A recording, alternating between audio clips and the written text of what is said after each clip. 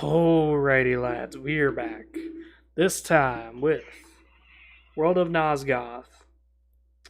So, this is the campaign we have gotten more or less in beta. So, by being in beta, we now have certain luxuries. Like, now we can actually expand more, but now we need more players, is basically the thing. But not just more players, what we also need is we need more people playing this in their own little friend groups or communities and giving us feedback or asking us questions so we know what's more or less working, what's more or less not working. So, in other words, maybe players are having a hard time playing this because they don't like how limited the customization is. And if that's the case, then yeah, that's a totally fine critique. That's totally fine suggestion. Is maybe we may have to expand the levels so now players can level up to level 10 instead of level 8. And that's so that way they have more versatility. Or maybe the game's too easy, so then we go, okay, maybe level 8 is too high. How about level 6 is your highest? And that's basically what we're doing as of this moment. Right now I'm sharing this link.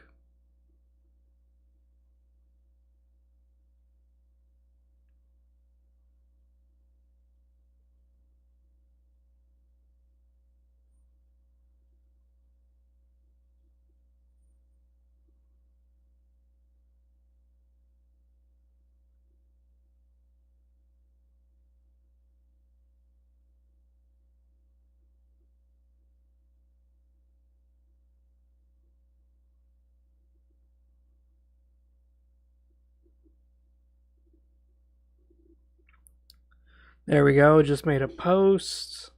Let's see if everyone's joining up.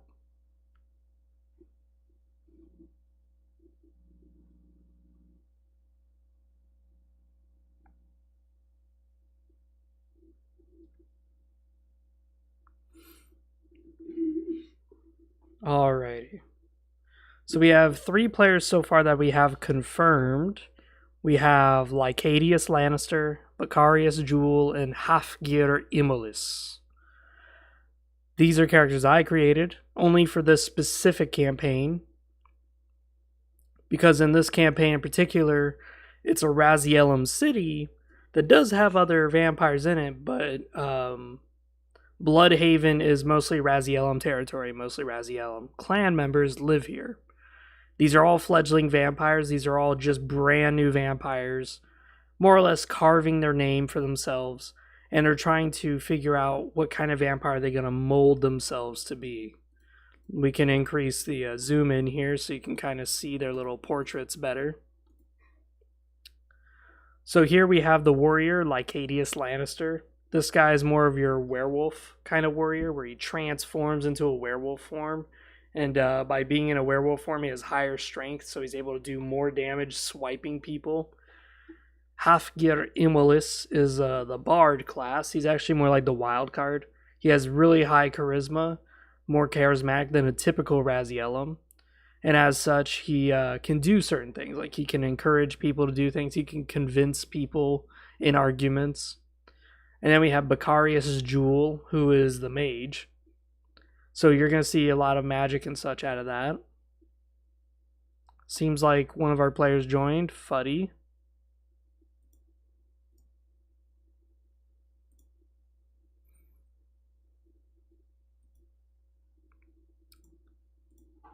Fuddy is Bacarius. Okay. Welcome, Fuddy. Fuddy's just joined right now. So Fuddy is Bacarius. And we do have the character sheets open right here on our Google spreadsheets. Just so that way I can like make adjustments to the 132 minutos de cola, pero ¿cuántas horas? What was that?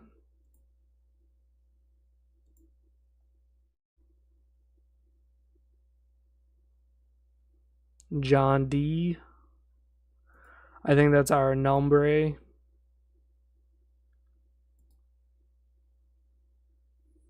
So nombre is Hafgir. Hafgir Imolis, if I recall.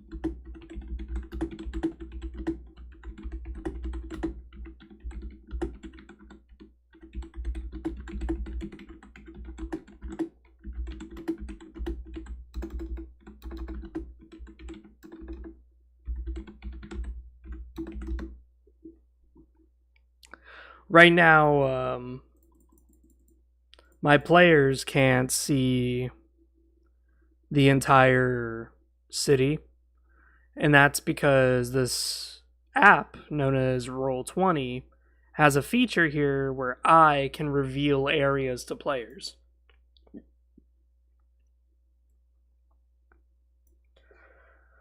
Like that. So now they can see certain things, which is pretty cool. So that means that my players actually have to discover the landscape for themselves. Like they have to actually move and go to certain areas to discover things. I'm not that proficient though with Roll20. So in other words, if there is a way for me to manage hit points and runes, I wouldn't really know how to do that. That's a little complicated. And if we have our one guy, the guy who's playing Lycadius Lannister, he would probably know how to do it because he actually is the one who came up with this app idea. He's the one who sent me the link and helped me set all this up. His name is Vald on our Discord, but just for this event, I changed everyone's nicknames to the characters that they're playing. So that way it's easy for me to know who's who. Whereas other times, it's a little bit more tricky.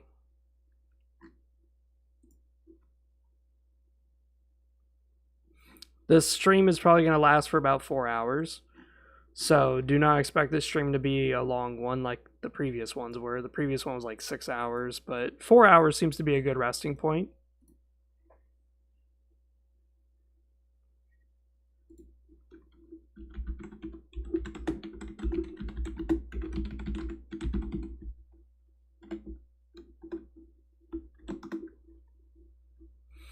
Let's see if all of our players see their characters.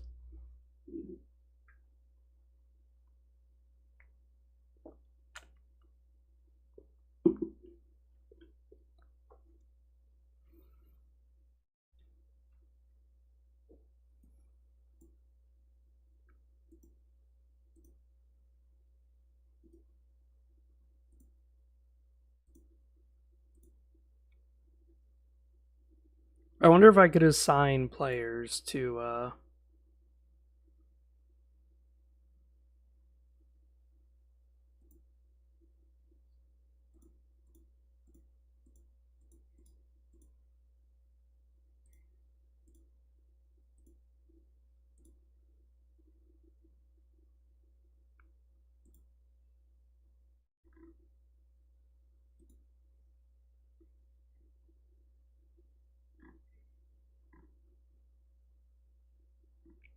doesn't seem like I can.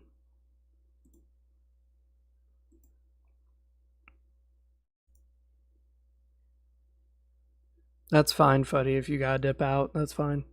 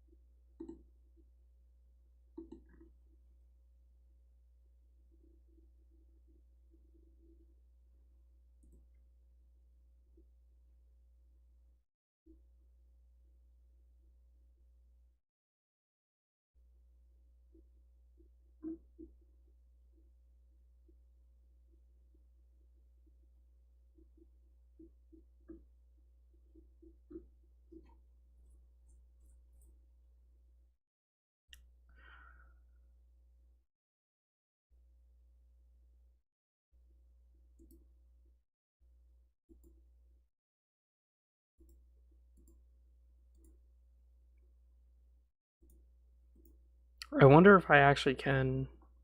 Let's see.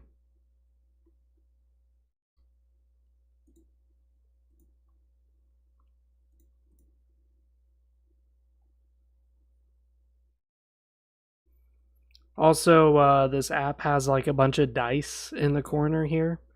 And you can do like 2 dice, 3 dice, whatever. Which I find really, really cool. But I wonder if it's.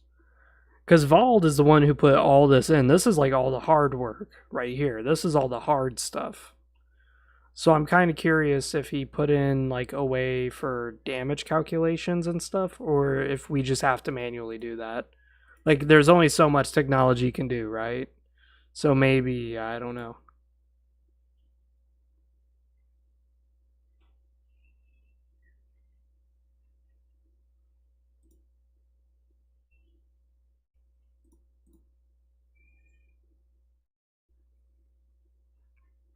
See, it says macro bar, so I'm thinking like maybe you can add a damage chart by chance. I don't know. We'll be playing around with this app too to kind of figure things out. Because as I said, it's kind of hard for me to like get into technology. So some technological things I'm a little slow about. Okay. So that is D2, 2d6, which is fine, but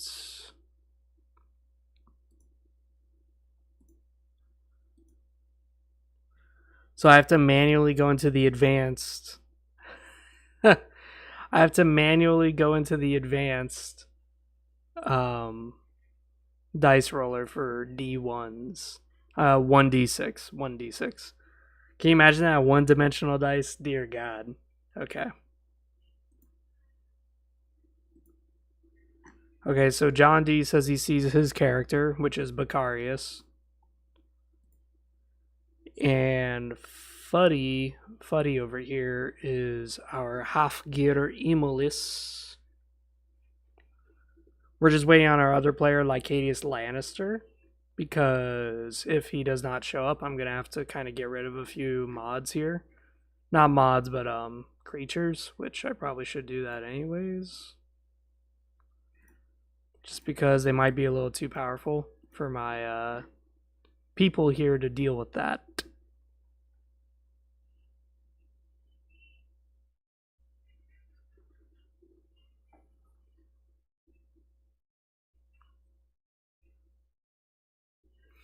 But this is what I've been pouring a lot of effort into, is creating this map, creating ideas of a campaign. And this is going to be pretty much the idea of what I'm going for. Because a lot of people keep saying the world of Nosgoth time period just makes no sense. This is a time that is just so odd. Why not the Soul Reaver time? Well, the issue with the Soul Reaver era is that everything is destroyed. Like, everything. Humanity's bleak. There's really no hope for them. The world is destroyed. So, what's there to do? You know? Whereas the time before that is pretty unique because no game touches on it.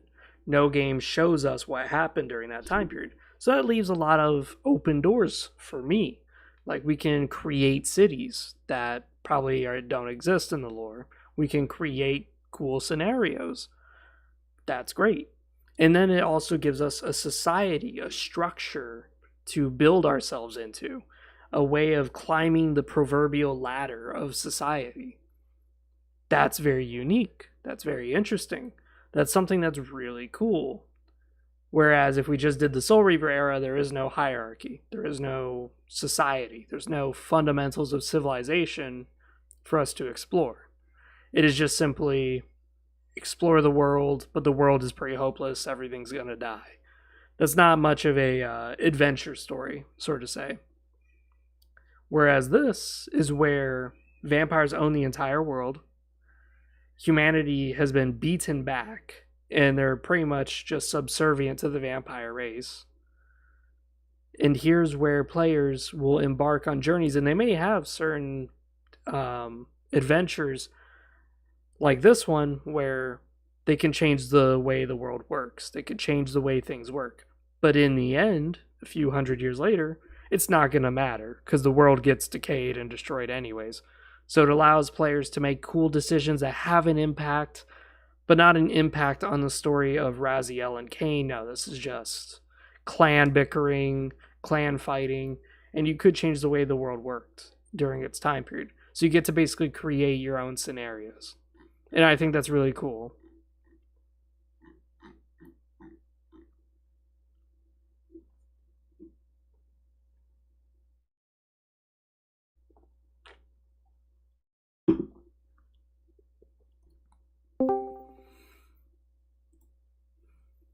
Welcome, Fuddy. Welcome, Halfgator.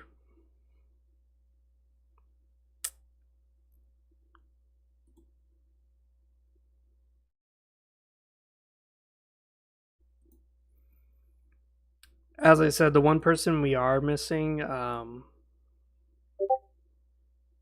is Vald, but he did say he would kind of show up like maybe 30 minutes later, and that's not bad. It's just that 30 minutes to an hour later, so that kind of buys us a lot of time to just talk and just set things up.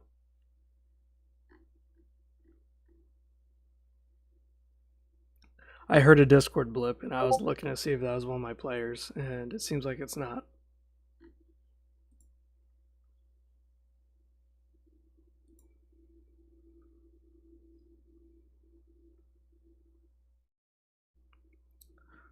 So right now, the one who's playing Bakari's Jewel is the guy who's playing Anat.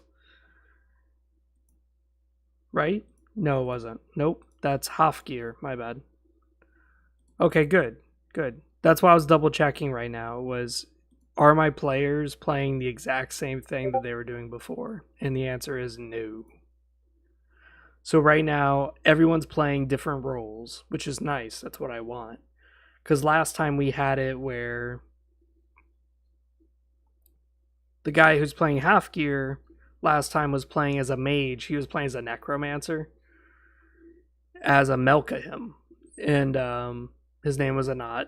And it was really crazy, some of the stuff he was doing. Like, he had a kissing orgy and stuff like that. We're not going to have stuff like that happen this campaign. But it was really funny, though.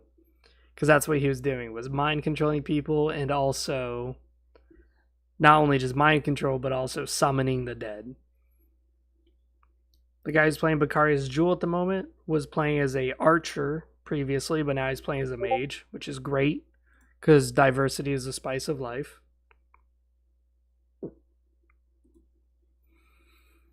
And then Lycadius Lannister is our warrior. Hopefully he shows up.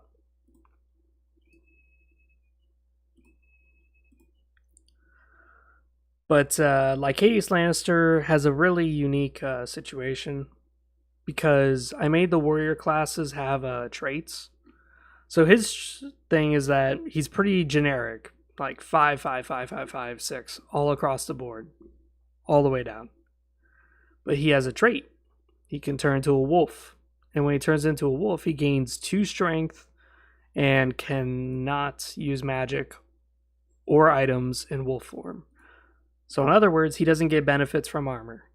He may have the armor effects, that's fine, but he's not actually wearing it, which could be a problem when it comes to things like if an enemy hits him and he's like, oh god, I wish I had that 3 armor to protect me, and it's like, nope, no you don't. We also reworked armor because we did realize that armor was a little too OP. We did design another warrior class. The other warrior class was Boreal Umrulu. Boreal Umrulu was the only one that I actually thought of like a backstory to, just because I thought it was interesting. But basically he's a mutant human. So he's a human who has a bit of a mutation to him where he has barbs growing out of him. and he shoots the barbs at anybody who attacks him or anyone he attacks. So they take 1 wound automatically from that. Which could be really interesting for a warrior, especially if he's a tank, where he's just taking on all the oh boy. The warrior goes to war hairy and naked. Oh Jesus. And then he's got that yes goddamn emoji. Oh boy.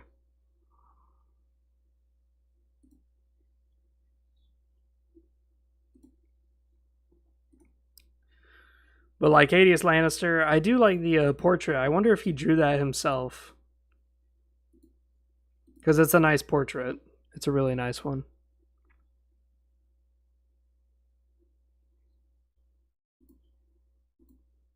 So since I have 2 of the players here, we're going to just kind of start with the introduction. Let me get my notes here. I have my notes.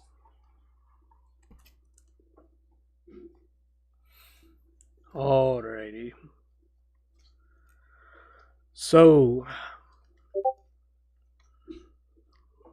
who just commented now?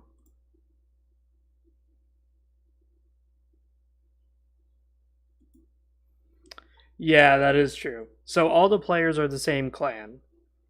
And the goal of this is just to test out how that works. Like, is there enough clan flexibility? So that's really what we're looking for in this beta, is we're testing the clan flexibility. Like, by me being one clan, am I prohibited from, per se, being a warrior or a mage or an assassin? Are the debuffs that I suffer too great for me to do what I want? And if that's the case, we're going to look deeper into that. Why is that? Let's fix it. As I said, this game's in beta. That's what we're looking for. We're looking for all the glitches, all the game-breaking mechanics. Like, maybe if you are a Terrellum who already has 6 strength and 6 endurance, and then you go full warrior, you're just one-shotting everybody. But why is that? And then we're going to look deeper into that and go, crap, we may have to debuff something. We may have to give Terrellum -1 perception or something like that. Or maybe they're just not good enough warriors compared to the Doomahim, which we were seeing a Doomahim action earlier. And the Doomahim was actually really strong. I was kind of shocked by it. Because the player who's playing Bacarius right now, he was doing a Doomahim warrior, and it was really insane. He was basically the main damage dealer in the entire group until it got to the middle of the game where everyone was level 4.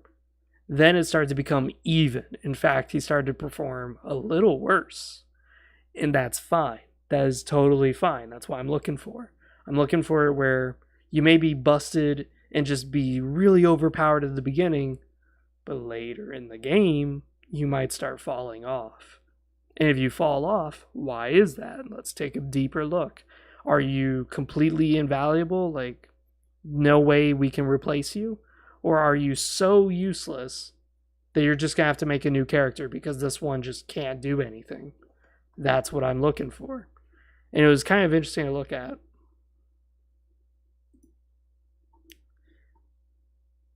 So,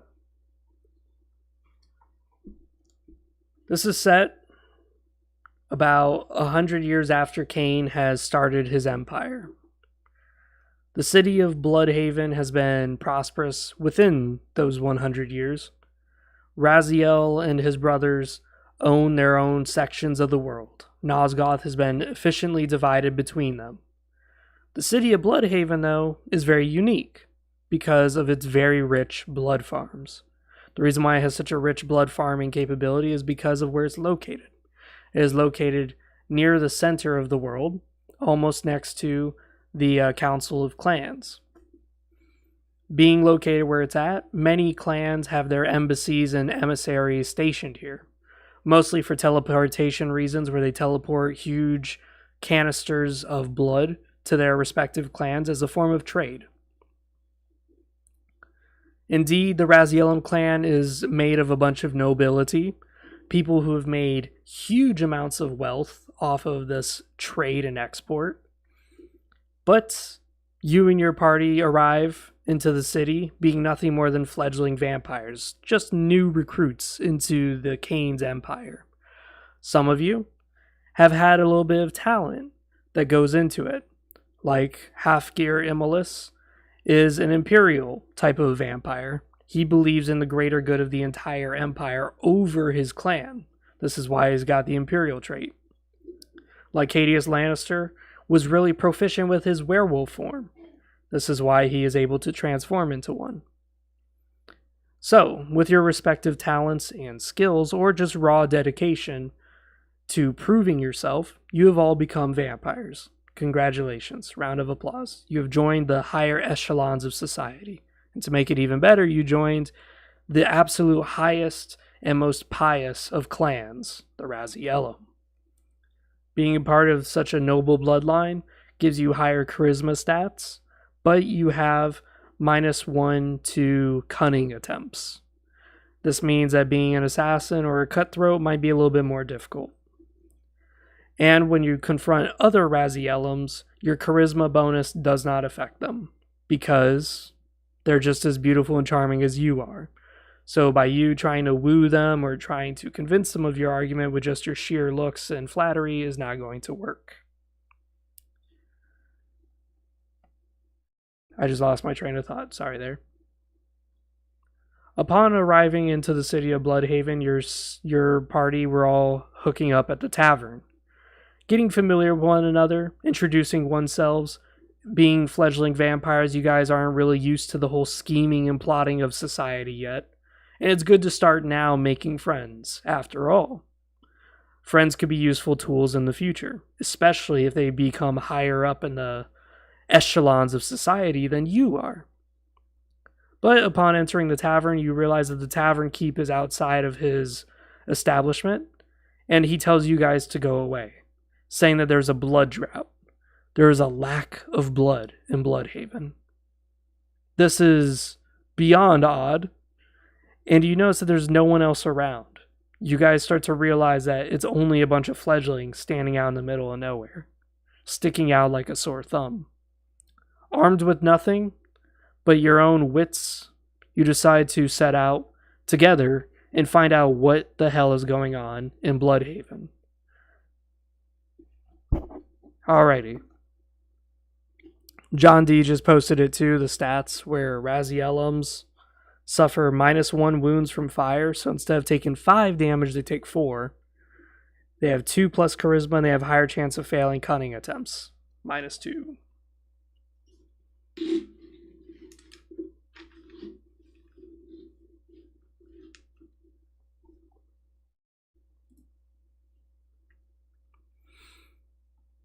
Fuddy, are you joining up the Roll20 link, or are you gonna stay in the Discord? It doesn't matter to me which one. It's just that if you join the Roll20, you can see what's happening.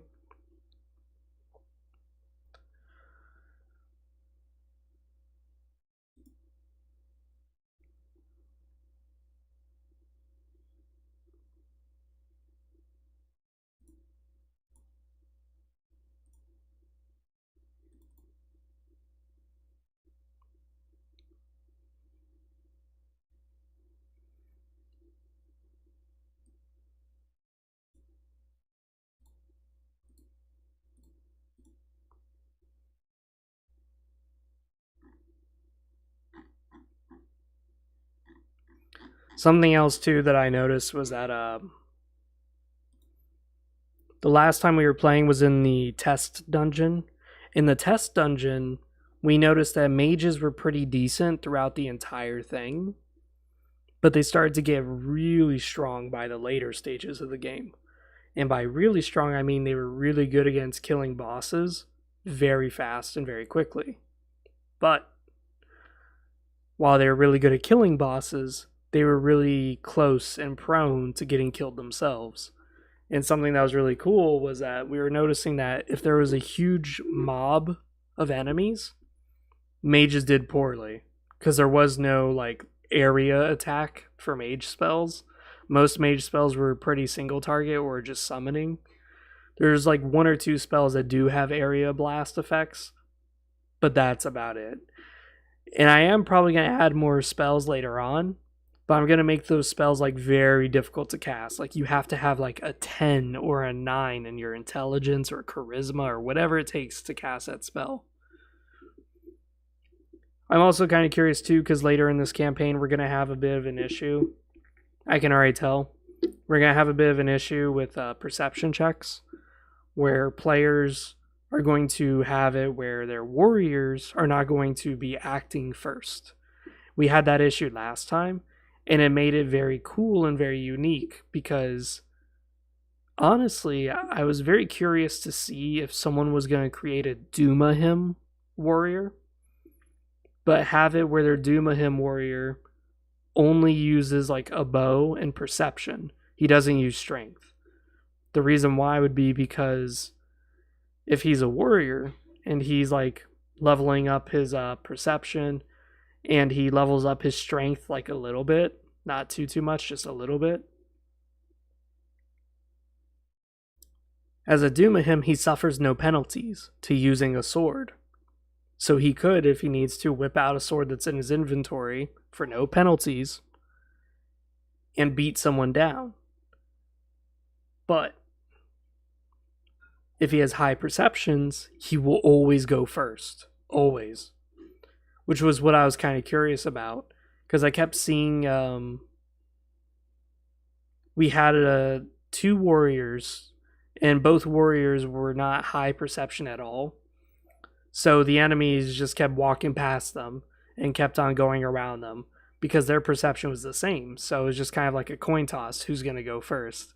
Which I find that very fun. Very, very fun indeed. So you could have that. You could have that indeed, where you have a guy who just goes perception warrior.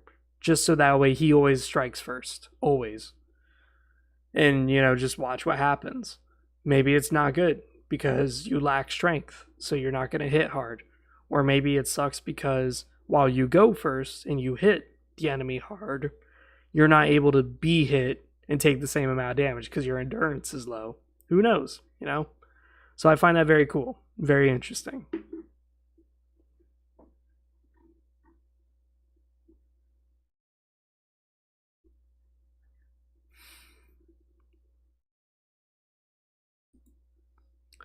Okay, Fuddy, you join the game or you gonna stay in the Discord?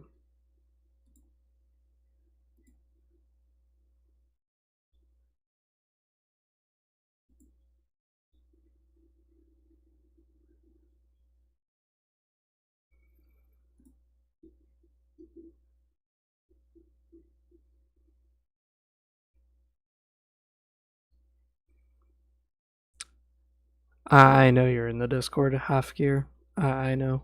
I know, Nombre.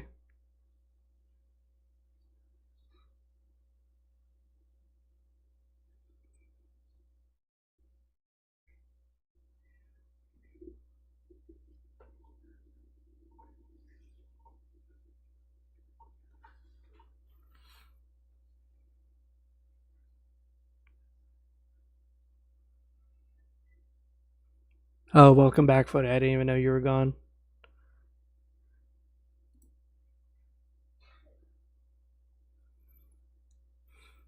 No, it's fine. Half gear, just stay where you're at. You're good. Because you're already on the website. You're fine. How to get groceries. Oh my god. This guy.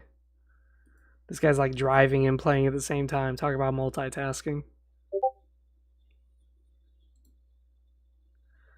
This guy's gonna be like in a car crash in the middle of us playing, and I'm gonna be like, hey, yo, I know y'all are doing CPR on him, but I need to know, is he gonna move or is he gonna just die?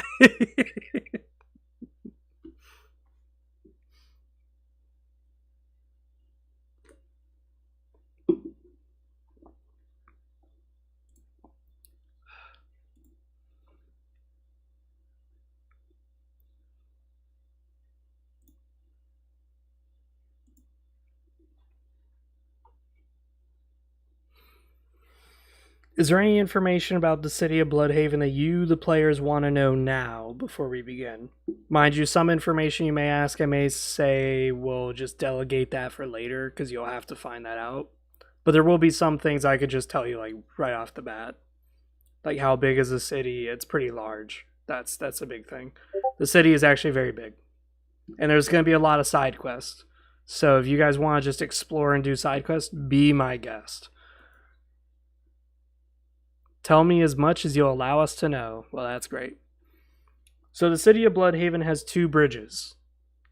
One Primo and one Secundo. Now, the bridges are usually locked down at night. And they're open during the day only because, well, the sun is out. So no vampires out during the day or else, they get burned up pretty badly. The thing is, though, is that the bridge is very restricted access, typically.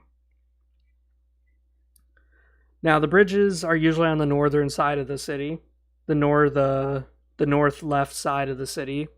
So if you ever do decide to go into the city, just stay basically on the right-hand side of the screen. The city itself is led by a governor. The governor is known as Commander Ulusad. His palace is not too far from where you guys are at. Commander Ulusad is very, very interesting individual indeed. Some people do not like his leadership, and it's up for you, the players, to decide whether or not you like him as well or whether you guys dislike him. Either way, he is a typical Raziellum. He is all about aristocracy. He's all about being pious. The city has a shrine dedicated to Cain somewhere within. It's not like a secret shrine. It's just somewhere that people tend to go on pilgrimages. Usually the vampires who go on these pilgrimages seek blood blessings, and there is a chance for you, the players, to get them.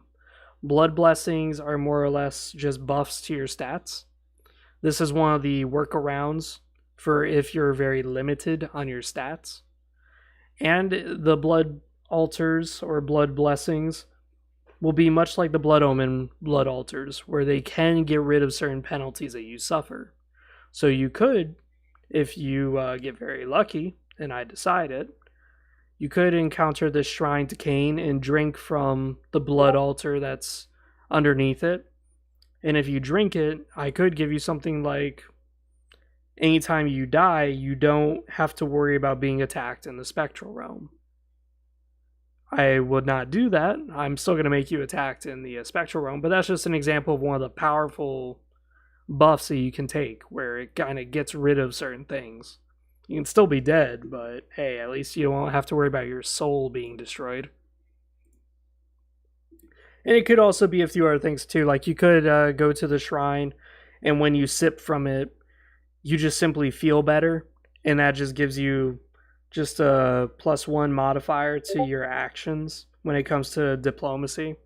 Or it could just be that you just get a stat boost. And if you get a stat boost, hey, that's great. More stats, the better, right? There is no limit on the stats too, by the way. Like, if you ever encounter someone who has like 14 strength, that's fine. You as a player, you're probably not going to get that high in stats unless you find items or unless you find attributes and stuff hidden throughout the game.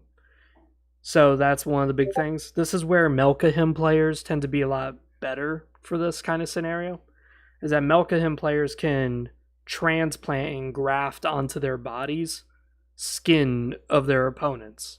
So if they're fighting a Torellum, they may decide to graft on that 1+ strength modifier onto themselves.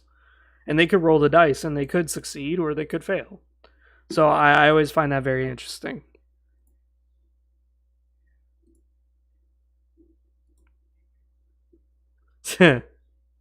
What? No jar of blood for a wary traveler from a distant clan shrine?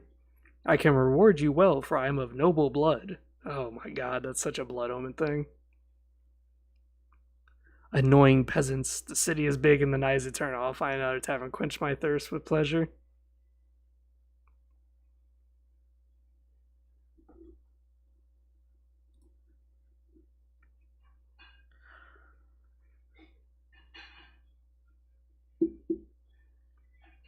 There are people within the clans too that you can increase your relationships with.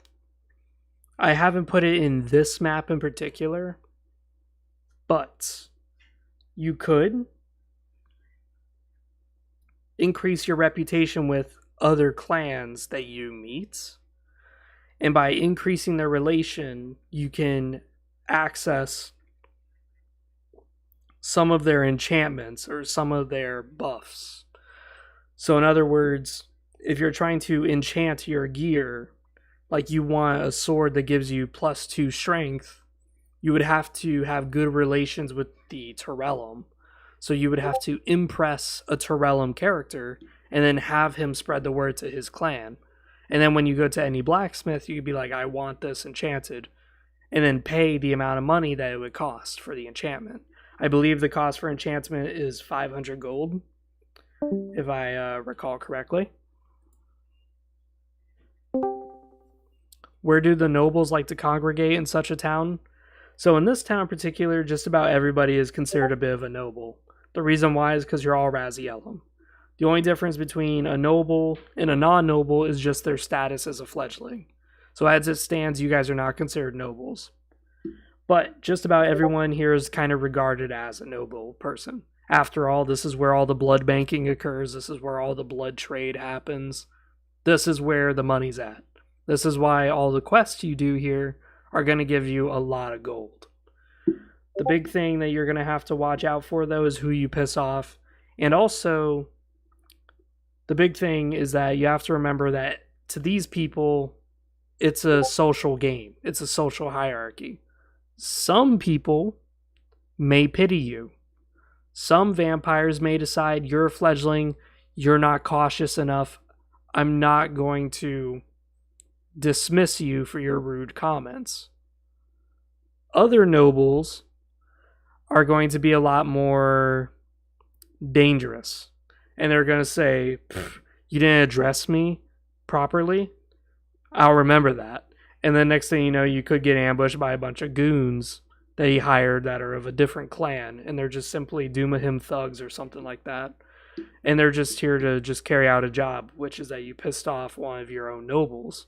He may be of your clan, but because you didn't pay him the proper respect, he may be upset.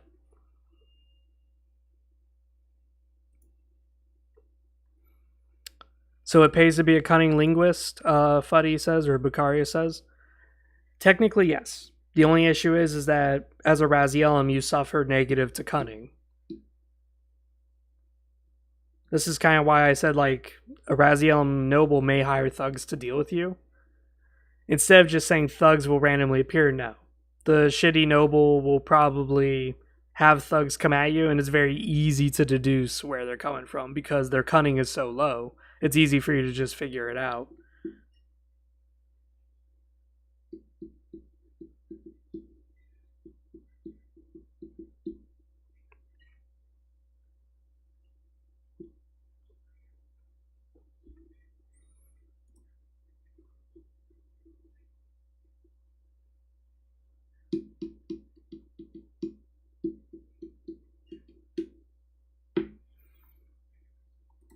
I believe I put it down here how much items are worth in the item value.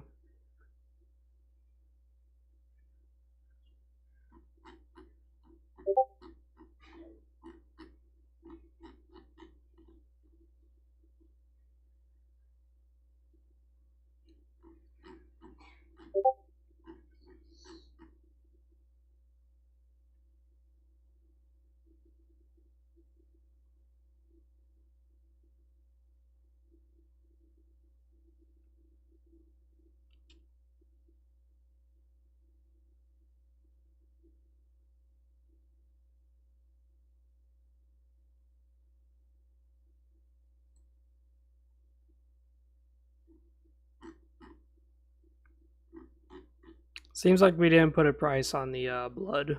That's fine. Because of the inflation anyways, because of the lack of blood, the blood drought, we're going to increase the price of blood anyways. So whatever the price is of blood here, it's mostly because it's a beta, but we're also going to just say it's part of the inflation. That's a perfect lore excuse. I don't care what anyone says.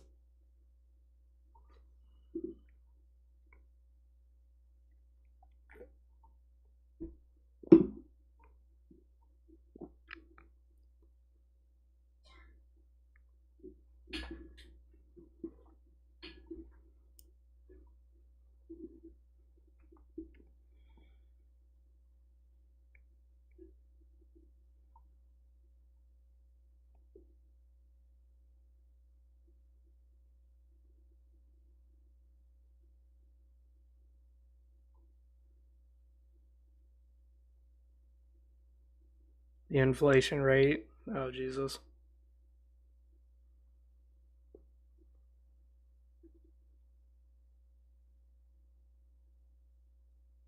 We still waiting for players? Well, technically, we're waiting on one player, which is Vald.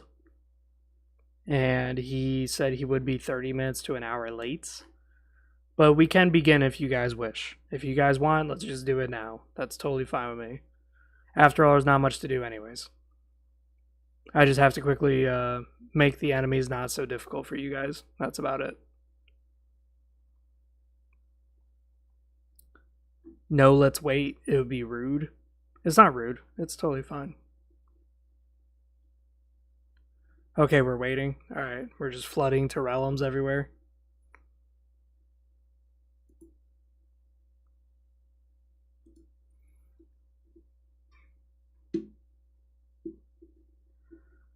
Now, there are going to be many nobles that we're going to encounter, and this will affect your ending.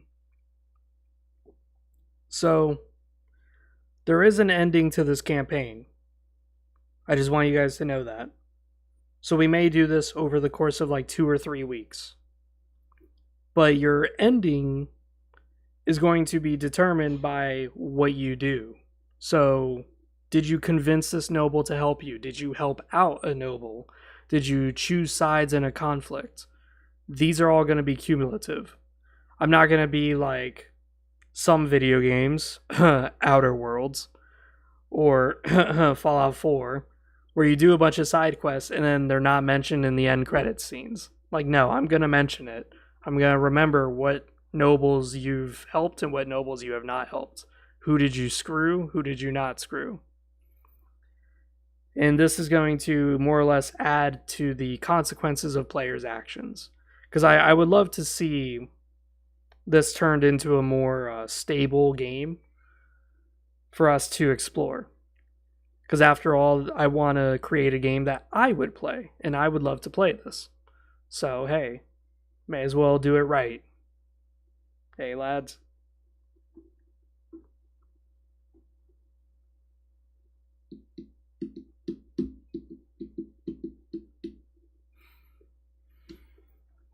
I believe I put it in here too, what you get if a Razielum, not a Razielum,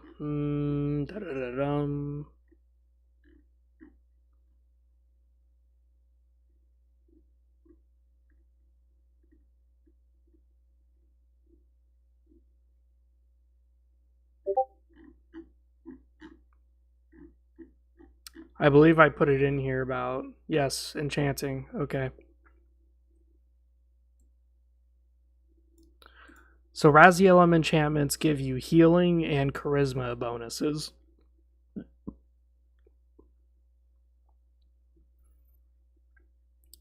Doomahim give martial skill and armor enchantments. Nice. Rahab gives perception and sneak enchantments. Zephanim gives cunning and magic enchantments. Melkahim gives magic and intelligence. So the big thing is that if you're going to be using a lot of bows and arrows and a lot of swords and shields, Doomahim might be your clan to hit up for enchanting, because they can increase that armor value. They go, oh, that armor gives you only 2 armor rating? Well, this enchantment, it gives 4 armor rating. It's like, oh, wow. So now just that armor piece alone gives me like 2 armor. That's great. Or you may decide that you're going more of a melee build because you're playing as a werewolf. So you may decide to go more Terrellum and get enchantment on your boots and stuff to where they give you an effect of adding 1 extra strength while you're in werewolf form. So now you get 3. Not the enchanter per se, because I don't want to make too many city districts. Because I don't want to oversaturate the city. I want the city to be somewhat empty. So that way it feels like it's a truly nocturnal city where danger's around every corner. Whereas if I just saturate it with a bunch of enchanters, a bunch of clansmen, you're going to feel pretty safe and there's really not too much that's going to happen. But, so what we're going to have is kind of like a semi-desolate city, which makes sense considering that this is a vampire city. Not everyone's turned into a vampire.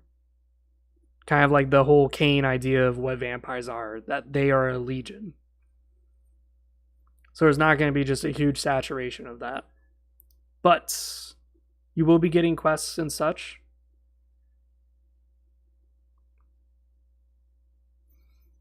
The only difference is that since you're all Razielum, I'm not going to be giving you the personal quest like I did the last live stream where I sent you guys personal letters of parchment. Because that was cool. That was really cool. But I'm not doing that because this time you guys are all the same clan. There's no reason for that. This is more for those little letters of parchment would be more for if you're with a group of players that are not all one clan. If you're out exploring the world kind of ordeal. But if you're just in one city that's your clan and you're just that clan, there's no real reason. There's no need at all. But you will have personal opportunities. Like, for example, there may be some nobles who like a certain character amongst you guys and say, ooh, I see the potential in that guy, that individual.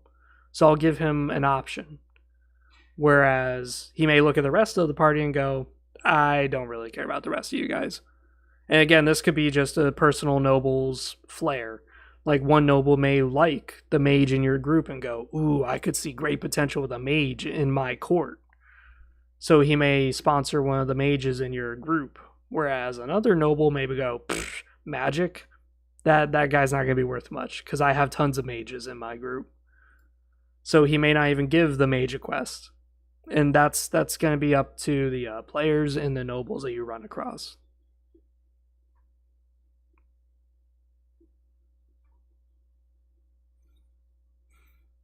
The main thing is that I just want you guys to start like kind of quizzing the people that you're talking to. Basically, don't just take someone at word value when they tell you, I want you to go do so and such for me. I don't want you players to just be jumping at it because in a society that's very cutthroat, you may have to watch out. If you just jump when someone tells you to, you could be in a bad situation.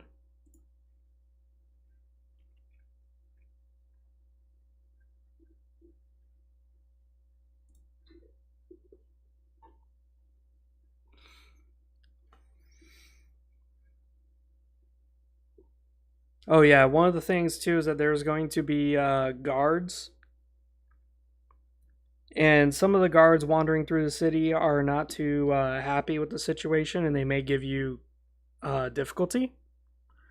In which case you may have to find a way around them. Now, usually guards are the same as pretty much like your case, like fledglings. And that's only because in the Razielum society, everyone strives to be greater than a warrior or a guardsman. They all strive to be like blood bankers, blood mages, something related to administration or scholarship. So they're all going to strive to do that, whereas people who are guards are typically fledglings like yourself. So a lot of the guards you run across are not going to be that good, but there will be some who are decent at their job. They're actually really good warriors. And their situation could be very unique. So you guys can explore that. Why is this guy so good? He's such an amazing warrior, but yet he's a guardsman. He's not a noble like the rest of my Razielum brothers are. You can ask. He might not be happy, or he might be more than willing to share his damn opinion. So you may have to watch out. I just want you guys to have a lot of options and consequences. Where you could decide, you know what? I like this guard so much, I'm going to elevate him to a noble status. I'm going to defeat one of his opponents, even though he didn't ask me to. That's fine. I'll allow it.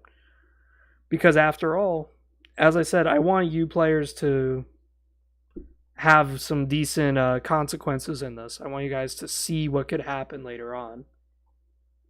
I just mostly want you players to be a little more thinking as if you were scheming for your own gain, basically.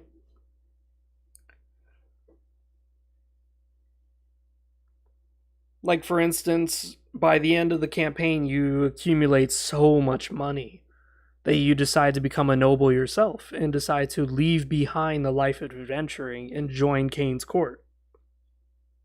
Here you start to learn the intrigues of the court, the ins and outs of the scholars around you, and that could be the end of your campaign, where you decide, you know what, I don't care that Bloodhaven has a blood drought, because by this point, I've reached a status where now it no longer affects me.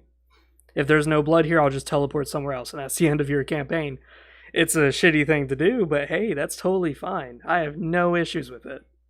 That'd be very, very interesting way to solve a problem. Did you ever get to the reason why there's a blood drought in Bloodhaven? Nope. Then how did you complete the campaign? By just simply getting myself into an area that doesn't have a blood drought and just leaving the issues to someone else? So I just want you guys to be more than open to certain ideas.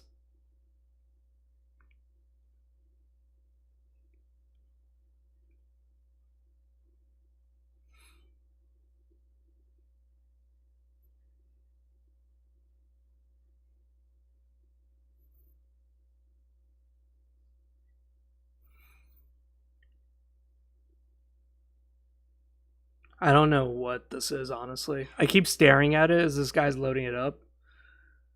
And it's like, I think that's pork that he's loading into this muffin. Is that what that is? He says arepa. But the only arepa I know is like arepa big fart or something when my wife is around. And my wife gets hella mad too if I do that.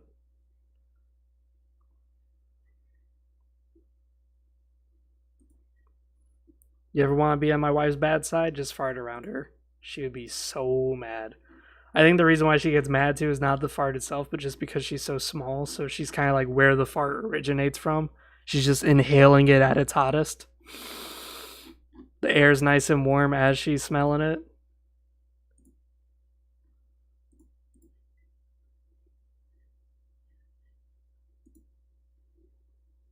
And it's not like as if I'm like rubbing it up there too. No, it's just it just so happens to be that way.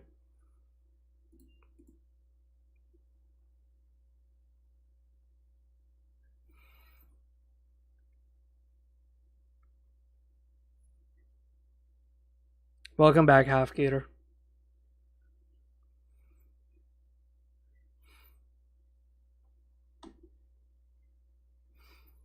That was kind of like one of my favorite things though, was Fallout New Vegas. I don't know if you guys played that, but that game was like really good for consequences. There's a few other games too I'm trying to think of. Witcher is a good one. Witcher 1, which is the only Witcher I've played. I started Witcher 2, but I never really got around to it. But Witcher 1 had really interesting consequences where there is a human who's part of a monster order civilization, and he's a knight, and his order is very, very racist. Very racist. And it's very interesting because you can spare him by helping him in his quest, despite the fact that every human treats you like a piece of shit because you're not a human, you're a witcher. But what's interesting is that he may be kind of like in a Ku Klux Klan type of order where they're just heavily racist. But by you helping him, he somewhat softens his racism. And it actually ends up that he's the good guy ending, where he makes the city better and he gets rid of most of the racist elements in the city. There's still slight racism. But again, it's one of those interesting things where you don't want to help him at first because he's he's part of this order, so there's a risk that he's a piece of shit. But then when you talk to him, you realize, hey, this guy's not a racist at all. He's just part of a racist order, and he's changing it for the better. He's making it not so. He's telling humans about the good deeds of non-humans. But unfortunately, he does have to kill a few elves. He does have to kill a few dwarves because they're just trouble starters. But he does try to see the more peaceful solution that doesn't involve so much bloodshed, if he has the option.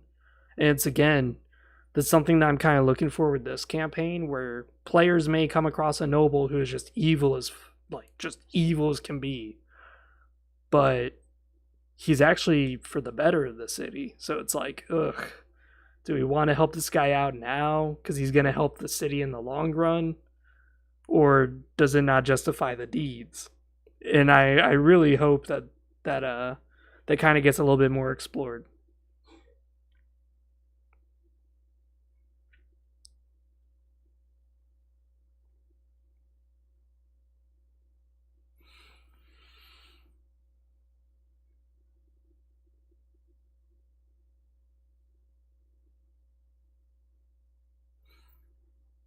Now we're kind of talking about Fallout New Vegas, but Halfgear mentions as well what I've mentioned a lot, is that Fallout New Vegas, strangely enough, has like no Caesar's Legion quest. So you can do the NCR quest line, the side missions, however you wish. You could be an NCR as a sniper who just never is caught, always invisible, sniping people. You could do the NCR as a warrior where you're just charging in with a machete. You could do the NCR as just a gun-toting, blasting science guy with lasers shooting out of your back. That's fine. But Caesar's Legion, you can only do Caesar's Legion as an agent, as basically a sneaking individual. But their quests are very few and very far between. And that's like your only outcome. You can't really be a warrior in any circumstance because you're just going to get hunted by the NCR. And the problem is that the NCR owns the entire map. So I didn't like that.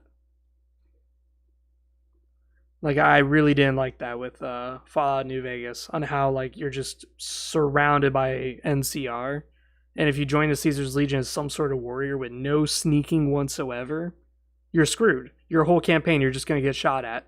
Oh, wow, I entered a new city. I wonder what's inside this town. NCR guy starts shooting at you. Now you have no choice but to kill him. But if you kill him, now all the townspeople, some of them may have quests, are going to start killing you too. So now you just got to kill everyone no matter where you go. It was bad design. Now, thankfully, in this game that we're doing here, World of Nosgoth, I'm going to have options for you guys. And I'm going to flesh them out and say, you guys better start asking questions. You guys better start talking to these people before you just rush in and help them. Your one ally, Lycadius, is on now. I'm waiting for him to join. It may be a bit. He's just booting up his computer. Oh, he's in here. Now we can get started. Hello? Hey, what's up? We haven't started. We were just waiting on you. Does everyone hear me? Yeah. You sound like you're out of breath. Do you hear me? Hello? Yeah.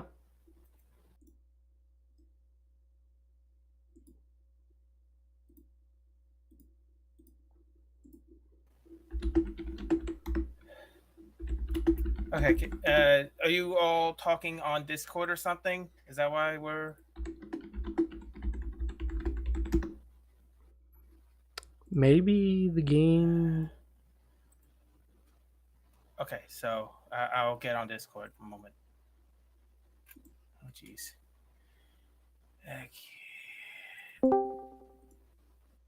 Okay. Hello? Do you hear me now on both sources? Hello. Or just Discord? Just Discord. Okay. So, Muting my mic just in case you guys get... Yeah, because I can hear echo, yeah. There you go. If you want to get settled down real quick, that's fine. Where is it? Okay, so no one did much? No, we didn't do anything. We were just in here Okay. talking about the scenario, stuff like that, because everyone Okay. wanted to wait for you. I'm sorry. No, it's fine. I told them already you're I going to be did. 30 minutes to an hour late, and they said that. That's Yeah. fine. I warned everybody that that's what we would be doing for like the first 30 minutes or an hour, is just setting up the scenario, so it's fine. Oh. I somehow have access to Hal Gaffer. Probably everyone has access to him. That's fine.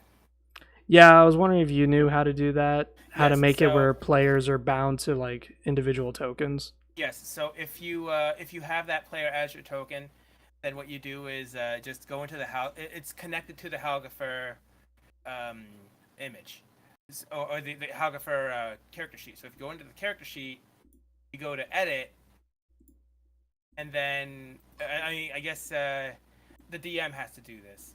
Go into the character sheet for him, edit, and then make it so that it's only for Halgafer that he can control. So only, I guess only John. Half gear. Half gear. Sorry. I was wondering who you were calling Afghafer. I was like, who's that? I'm sorry. Halga. Yeah. So where do I see it? Not noise. So if you go into the character sheet, you hit the edit button, and then from there you should be able to see. Oh, okay. It says all players. Yeah. Put John D as like can be edited and controlled by, but in player journals, I'm just gonna leave it all players. Yeah. Sure. There we go. And then you already set your Lycadius guy, right? Yes, I'm Lacadius. I got him all set up. I got his wolf form as well set up. Cool. And now Bacarius. I did remember that we were. I think that there were some unspoken things on wolf form that wasn't in our quote unquote manual at this point. Wolf form, you can hit 2 tiles away. Yeah. You get 2+ strength, and what else? I think there's something with speed too, wasn't there? Oh yes, that's written in here though. How much do you get? So you roll 2 dice for movement, so you can move a maximum. 2 dice for movement. Yes. Oh, okay. Okay, one moment. I'll be dipping out for a second, and then I'll come right back. Let me just fix this up. And technically, you do 3 damage from your claws alone.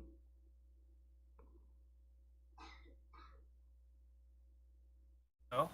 Hello. So in wolf form, so Lycadius is a guy who's able to transform into a wolf. Yes. So in wolf form, your claws do 3 damage base. So it's strength divided by 2 plus your melee skill plus 3 from claws. So your claws is a +3. Yes. Like as weapon, as if it was a weapon. Yes. Okay, I get it. Now, that +3 from claws can be changed by certain magical items and such in the game. Because you remember there's that one gloves called right. I remember. The Fanged Hand of the Wolf, which gives you 3 extra melee damage. So now you're doing like 6 damage from claws. But it also changes the calculation to plus strength again, but this time divided by 4 instead of... so you have strength divided by 2 plus strength divided by 4 as 2 separate calculations. So you could be doing a lot of damage. I see. So I'm going to just put this all types of things into my... your melee skill and strength, if that's what you want to go. Just put it into... One moment. Do your thing.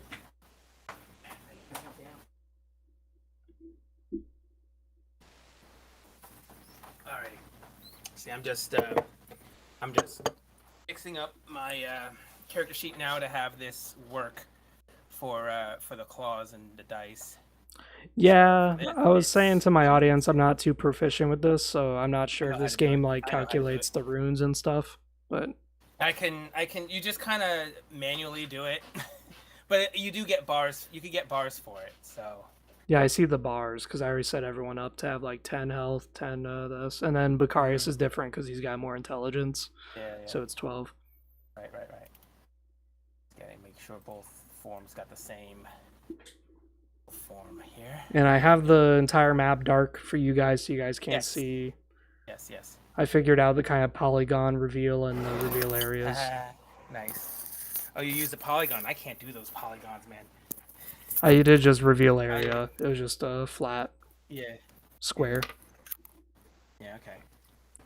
Now, can you as a player move your own tokens, or do you have... Yeah. Yes. Really? Like that. Oh, Yes. wow. What do you know? As long as you have control over it, you can do it. Cool. So, hey, players, you guys can control your own shit. So, my fat ass gets to sit here and just talk. I'm really good at that. I can do that. This is even better. Okay, so this is the damage is +3 on that. Melee attack. I guess I'll put it on the cunning attack too. Technically, it would work like that if I ever dared to cunning attack with a wolf form. Yeah. But as a Rousey Elm, I wouldn't. I'm just gonna put it there just in case for some reason. All right. I'm here. John, you around? We'll see you, John. Is everyone, okay, so everyone's muted right now. Yeah.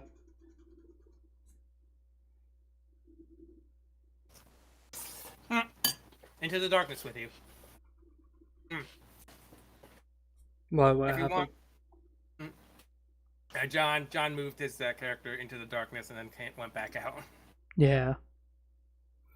Basically, I have to reveal the areas for you guys. Yeah. Alright. So, right now, most of us can't see our characters' names or HP or anything because that's like on our own stuff. Oh, that's if you guys interesting. want to be able to, if you guys want to be able to see it, I don't know if you want us to know or not, but like at least for the name tag, all you have to do is onto the token. I already set the name tags to be visible. I don't know why. Yeah, it's just that you'd have to. It has to be. So you know what? I'm gonna hop and I'm gonna hop to DM for a second.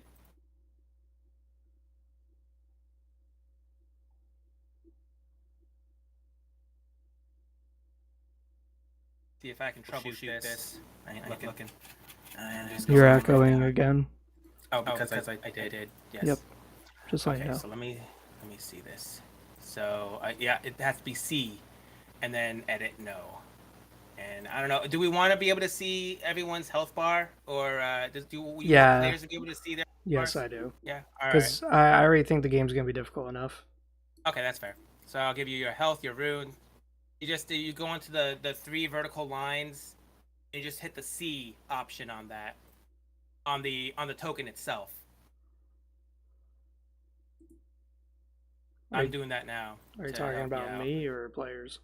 I mean, a DM would, but I can do it for you. Cool. And no, C, not edit. I guess maybe I got it, but others didn't.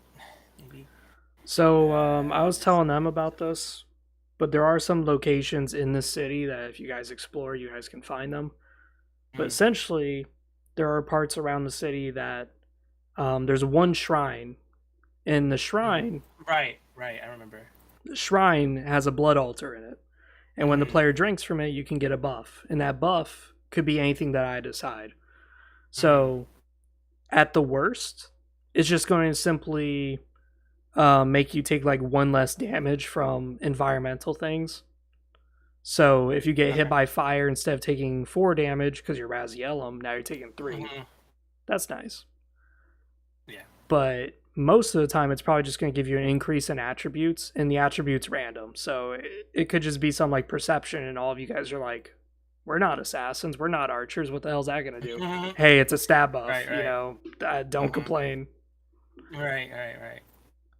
Because while your max level is 8, which gives you 4 points in your attributes, there are many other ways to increase your attributes if you so choose. It does seem like skills, though, tends to be where the money's at.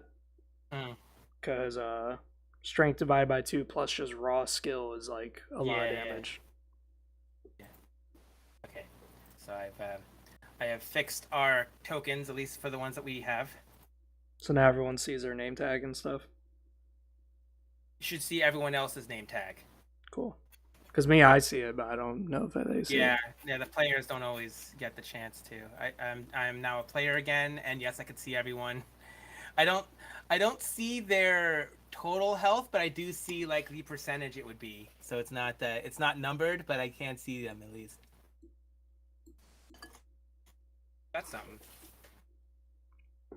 Is Fuddy here? Here's. Because he's not in the actual game. I see Fuddy and I don't see John in.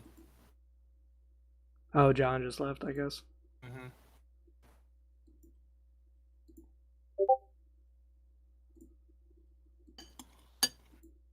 You're not on the website? Is that it, John?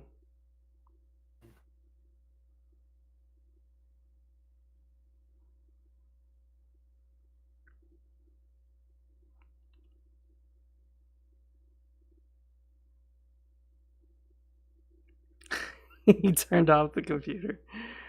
Okay. What happened? How did that happen? Hell yeah. He's playing blind. He doesn't need to see. You uploaded a token, but you can't use it? Oh. Oh. Well, I kind of already have like a random token for you guys. It's fine.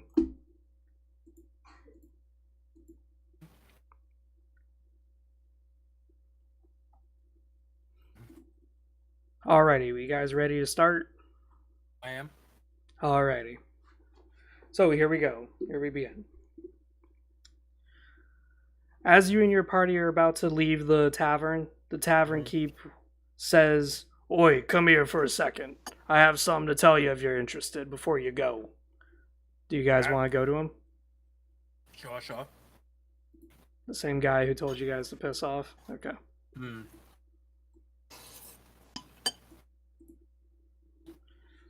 Alright, listen here. I have a bit of a problem in the back. There's a bit of scoundrels, you see. Some Duma cunts trying to move in on my turf here. I worked hard for this tavern. I don't want to lose it. So, if you guys are able to do this for me, take care of the problem I have in the back. I do have some blood I can give you. And I'll give you 100 gold to boot. What do you guys want to do? Alright. I think that's reasonable. Can you run a perception check? Okay. I don't know what you're going to look at, but okay. So you could do that just within your character sheet. You got it? 7. So you succeed. Oh. He could roll it on his own. Yeah. Well, I have to do something. Jeesh. So yeah, you pass by like literally 1 point. That's great. Looking at the man, you realize that he has 7 strength and 6 endurance. And looking at him, you realize that he is not a Razielum, leaving you to conclude that this tall, burly man is in fact a Torellum.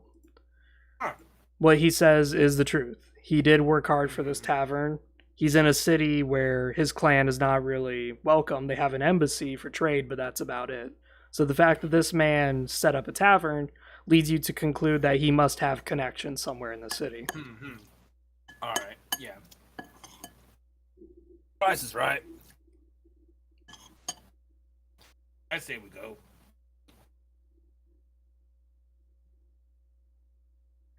What's your story, brotherling, you ask him?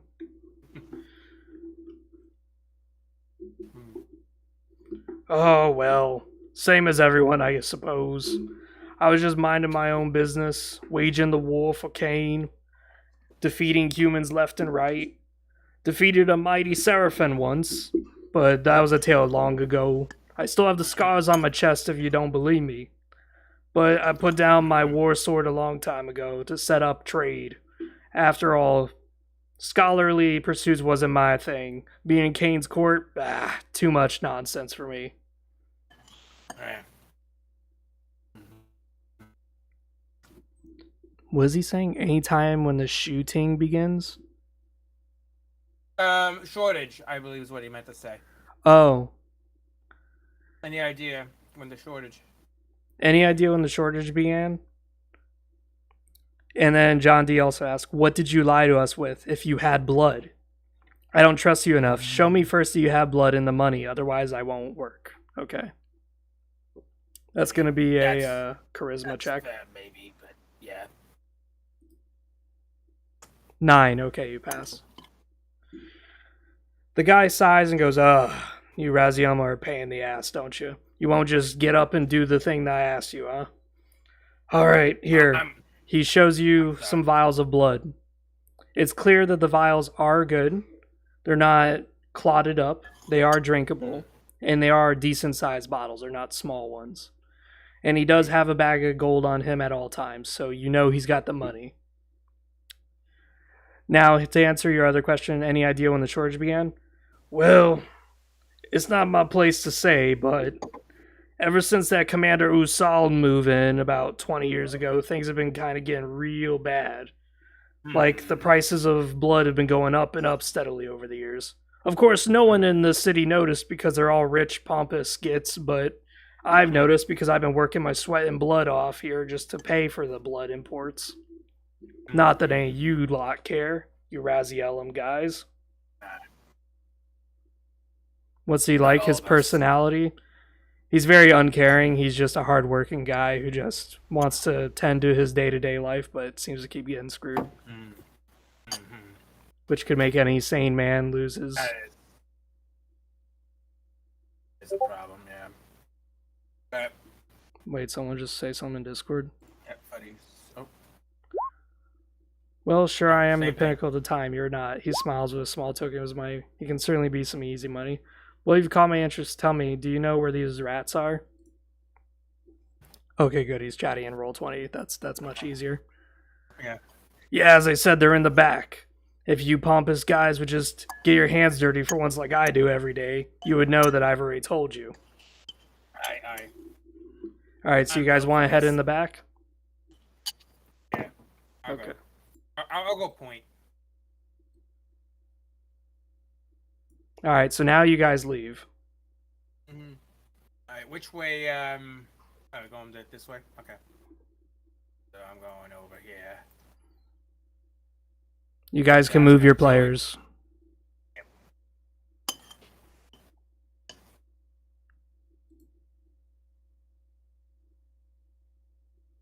Oh, you can ping things. That's interesting. Yeah, you just click and hold. I'll just move everyone for them since I don't think they understand. That's fine. Do you guys want to do a perceptions check and see ahead of you and reveal the area? I guess I'll do. Can I? Yeah, sure. So, oh, it's on the group. Okay, yeah. Okay, so my perception would look like this. 4. Yeah, you fail. You don't notice anything. Yeah, it wasn't that bad, but yeah, I do suck. You only see that there's a bunch of rocks and pebbles, typical road debris in your way. You can see a few barrels, but nothing else. You can't see what's past it. You don't see these thugs that he was talking about. Yet, at least. I'm not fully in the back. Let's try to Fuddy as well. Okay. Oh. And you both got 4. Yeah, you both can't really see past each other. The dark is a little too dark for you guys. Half gear. Do you want to try? Because we suck, apparently. I think we're good now. I think we're just going to move forward. Alright. Well. What's his name just left? Yeah, John. Fuddy. Well. Alright, yeah. I'm point. Well. Alright, you guys ready for the reveal? Yep. Okay. These 3. Standing before you is 3 Doomahim guys, each brandishing a sword. Swords, Upon entering out of the back alley, John D just encourages you guys, saying, "Don't worry, those rats won't be a problem for us." The 3 guys look up and see you. Hello, friends, Fuddy says. Hmm. Did that fat guy send you out here to deal with us? You know, we had to deal with him. We would help him establish himself in this city, and this is how he thanks us? He won't even pay us anymore. Now he wants you, let me guess, kill us? That bastard. Wow. This is. What kind of disagreement are you inclined in, you ask? Oh, involved in? Well, for the past few weeks, the bastard hasn't paid us our due. And now we don't even get blood. We've been dying of thirst over here. And he, of course, let me guess, offered you guys a one-time payment with blood to boot. Yeah, but you see, the whole city seems to be going a little wacky. It's not just him, and that's one of the reasons why I bet he can't pay, is because things are just going crazy with guys higher up. Fuddy wants to try to read their minds. Oh. He has 6 intelligence.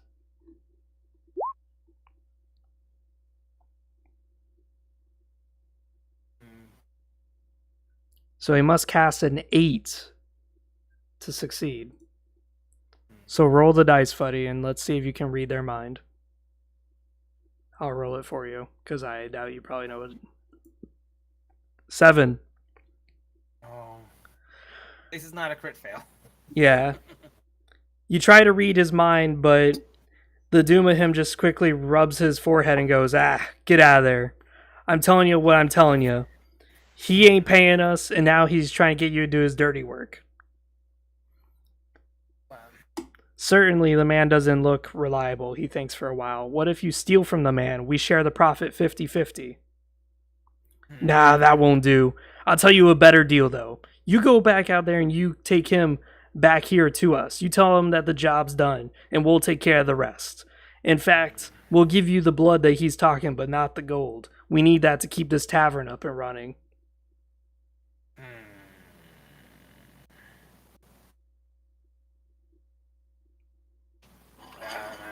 This is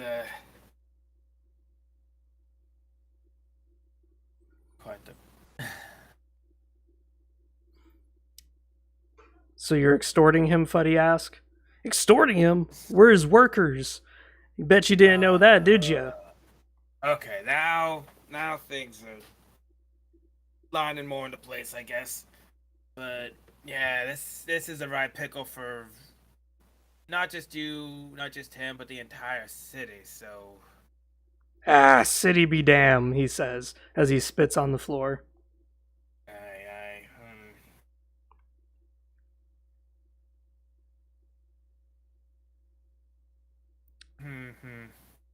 How can a calm solution be found, Fuddy asked.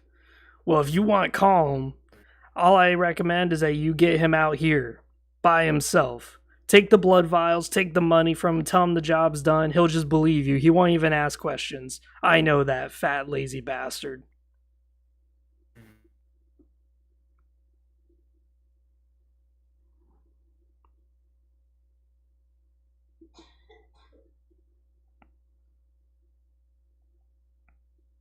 Yeah, you can communicate with the group. Yeah.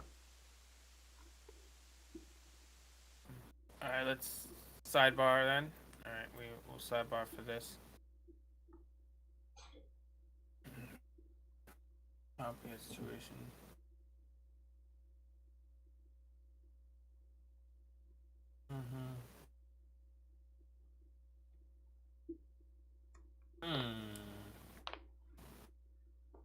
Oh, yeah. That's interesting. Their gear is, but then like, who works the bar? And I mean, can the bar even function? Is the tavern even function at this point? If like, we may just have to fix this city before things go crazy, worse than they are. That is an option too. You could just leave the side quest for later. Like a typical video game, just come back around, but that's up to you guys. we could always. Well, that's to us. I'm guessing as a not to them, not to just to us. Yeah. Well. John, if Don't forget, you always could do a perceptions check again. Afghaneer, right. I'm not the best with it, but like none of us are. I'll attempt one just to see how they stack up. I'll get it. And anything. 3. I suck. I freaking suck. That's a crit fail, isn't it? Yeah, it is. I see dirt. I don't know. You take a glance at the 3 men, trying to decipher if they're telling the truth or if there's something off with their story.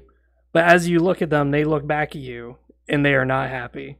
The leader speaks up. What, you're not going to believe us? You're not going to take our side? That's it, lads. I knew they weren't going to buy it. Take them! Combat initiates. I was just thinking, bros. Alright, well. Alright, so combat starts. 3 guys, they all have 5 perception. You guys have all 5 perception, so it's going to be a coin toss in which team goes first, okay? If it's a 4 through 6, then your team goes first. If it's 1 to 3, then the enemy goes first. 3, okay, enemy team goes first.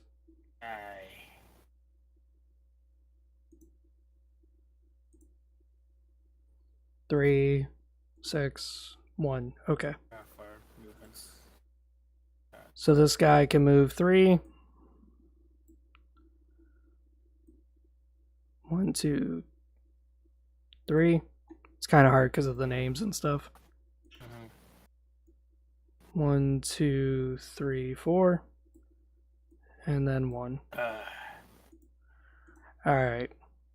Now, each of these guys have 6 strength and 1 in their melee stat. They're not that proficient with their melee proficiency. Yep. So here we are. They have basically a +1 modifier. So with a +1, they need a 7 to 11 to pass.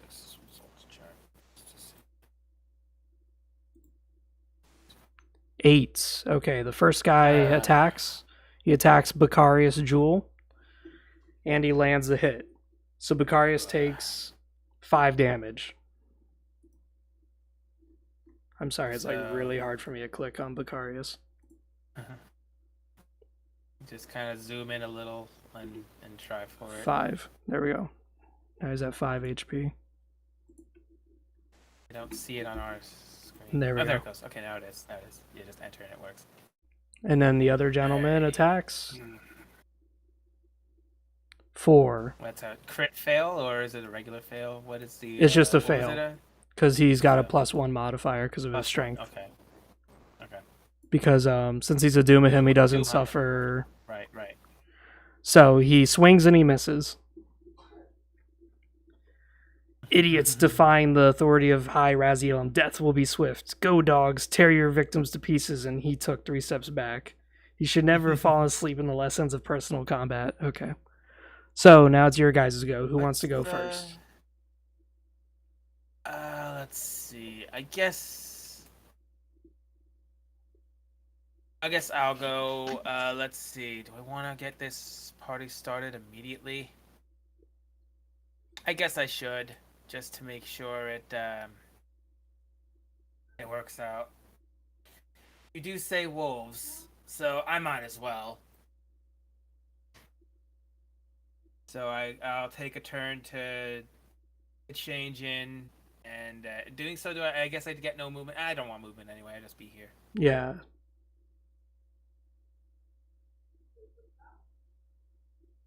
All right, so it's like at the beginning of the turn, I'm a wolf. Is that how it goes? Yeah. Okay. Half gear or John, what are you doing? Mind you, you guys don't have weapons. You guys just have claws. Which is why I wolfed.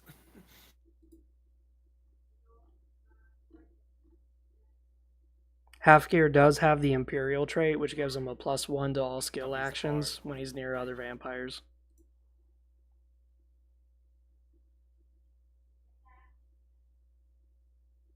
John?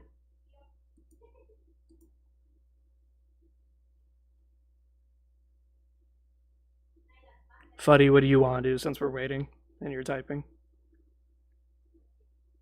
Because Fuddy, you just lost like half your HP.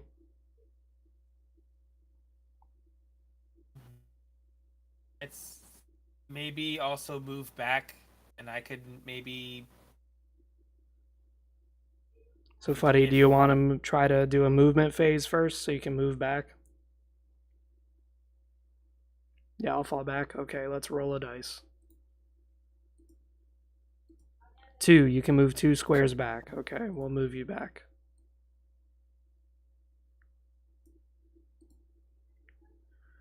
Okay, stiff phalanges. On the one that attacked you, or someone else.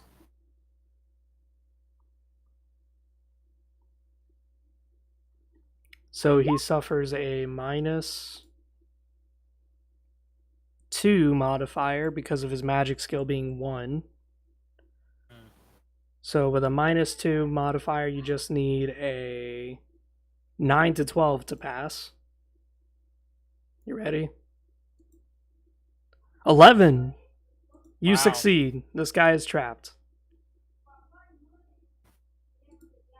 So like on a token, if you hit the little, there's like a little there's like the cogwheel, and then there's like a circle thing. Yeah. If you hit that, you could put different like pictures for status effects. Cool. Onto there we a go. token. I have a cancel on him. Nice. All right, John, what are you doing? You're going to attack? Okay. I think John just wants to attack with his claws. So I'm not going to do a roll dice for just one movement. Okay. But let's see here. He's got only 5 strength, but he's got -2 modifier. He just landed a 4, so he critically fails. I'm going to be nice because this is a really rough fight. And I'm just going to say that he tries to swing, but he accidentally digs his hand into the dirt, breaking some of his nails, so now he suffers -1 damage from his claws. For just 1 turn. Alright, we ready for the enemies to go again? Yeah. This way here. 1. Wow, this guy is not moving. Alright, now we're doing attacks. 7, so that's a success. 7, that's another success. Okay. Oh, shoot. Stiff phalanges, they can move while they do it, I believe, if I wrote it. They can attack, they just can't move. Gotcha. Yes, I did write that. Thank God. So attacking Half Gear, he is now down to 5 HP again. And then the other one attacks you. You're down to 5 HP. Yeah, I got you. I did it. Cool. Alrighty. Your guys' turn again. So now you're a werewolf. I am now a werewolf. Oh, can I not? Did I not put it in? Did it? I tried to. I tried to put my guy in. I think I just don't have the ability to do that. So I have a form. Yeah, I saw that. Yeah, it was like a werewolf thing. Yeah. If you want to give me, like, connect it to the werewolf form, and I can just have that as a thing. I don't know how, but so edit, and then or like on the. It says you can edit it. Sure, but on the token itself, because I can't actually see the token. So like on the token, just connect it to the where Lacadius wolf form in the like drop down menu, and then maybe I'll be able to see. I don't know what you mean. All right, hang on. Let me hop for a bit. I could even see what's going on here. I don't like doing this, but I'm just gonna see what we got. Nope, the form isn't even there. Okay. So I tried to, and it didn't work. So as a DM, I'm just gonna pop it there, put it on me, and then put it to, and boop. Then this is the edit.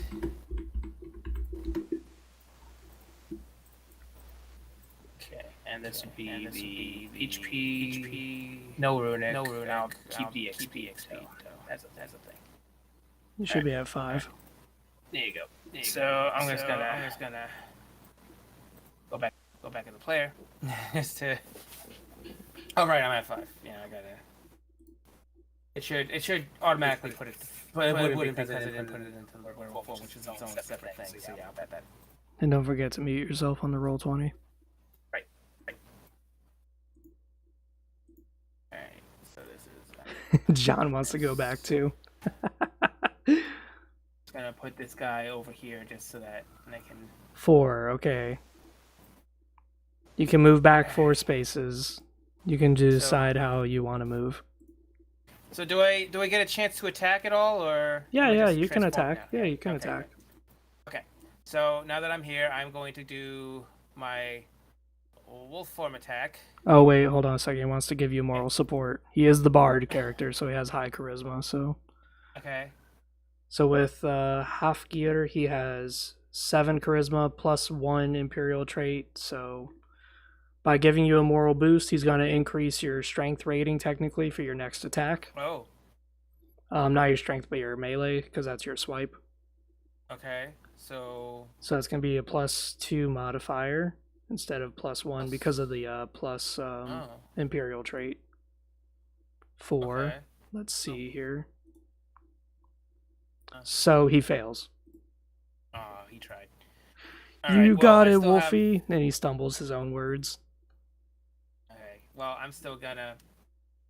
So, yeah, it's probably gonna be more like a 7 than a 7.5 on damage. I'll round it up to 8. Which I think it... Or 8? Okay, round up. Okay. Oh, I'm sorry. I didn't mean to put that as 8. My bad. 2. There we go. So, yeah, it's a 7, which does work. So this guy's hit. Yeah, this guy's damn near dead. Let me roll a dice here. 9, okay. He was able to mostly shrug off the hit. He still took 8 damage, but he's standing upright. He's not staggered from it. Alright, and what is Becarius doing?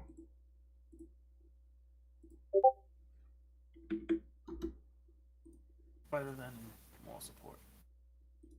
No, not more support.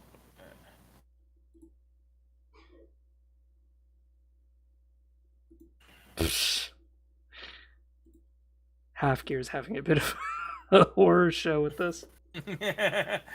Yeah, phones are not meant for this. Thanks, Bob He-Man. Traumatize the one attacking Lycadius. Traumatize. Okay. Where's that spell? Let me look. Traumatize. Takes 1 turn to cast. Target can't move for 1 turn. If player has 6 perception or 6 intelligence. They must roll above. Oh, 6 and 6. Okay. Okay, so you need to roll above a 6 to cast. 7, you cast it. Ooh. So for 1 turn, you're going to channel this spell. So we're going to put you down to 9 runes now, because by the end of your turn, which is now, you're going to regain 1 rune. Okay. And this guy is still trapped. So by the time next turn happens, he won't be trapped anymore, but you're going to traumatize him. So now he's not going to move again. Was it... No, the other guy is going to get traumatized. Okay. He's saying, because he's attacking me. Okay. All right, so now it's time for the enemies to go. Kind of scary, huh? All right, so let's roll the dice here for a second. I need to check something. 3. Okay. That's no. The leader looks into the wolf form's eyes, the wolf form of Lycadius. Blood is dripping out of his chest from the swipe he just took. And he goes, "Oh, sod it. I'm not risking my life for this. Let's get out of here, lads." He retreats. It's up to you guys whether or not he stays retreating or if you guys want to kill him off. I wasn't looking for this fight, honestly, myself. I'd let him go.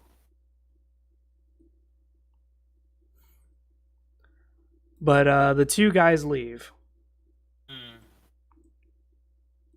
The one guy is still stuck. But he's scared now that it's 3 versus 1.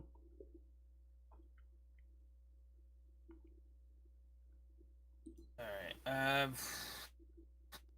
You can turn back into a human now, by the way. Yeah, I was probably gonna just go. I'll just keep this guy just kind of somewhere. Side. Yeah, just near me, but not on me.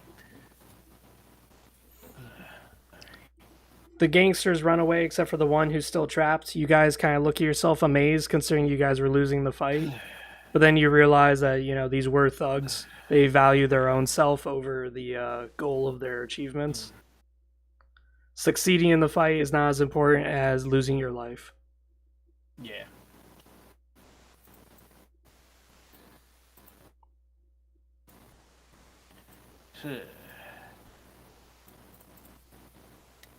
Alright, so Arcadius, well okay, here we go. Vicarius is talking. Where is he talking? Is he talking here or is he? And in roll 20. Okay.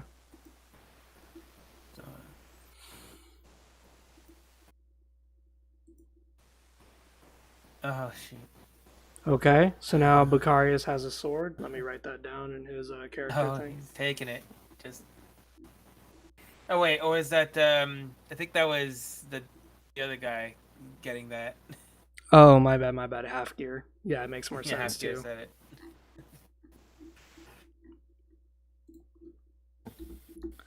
Okay, iron sword. 1 plus damage.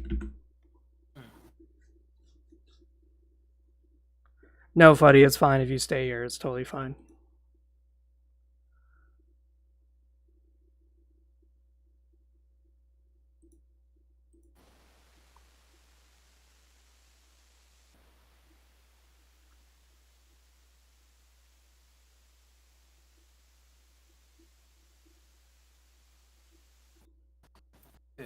Alright, so I say run along now after the flanges are basically done, I guess. And we just took his sword. unless Fuddy wanted to say wanted to get something out of them. I don't know what else we could have gotten out of them.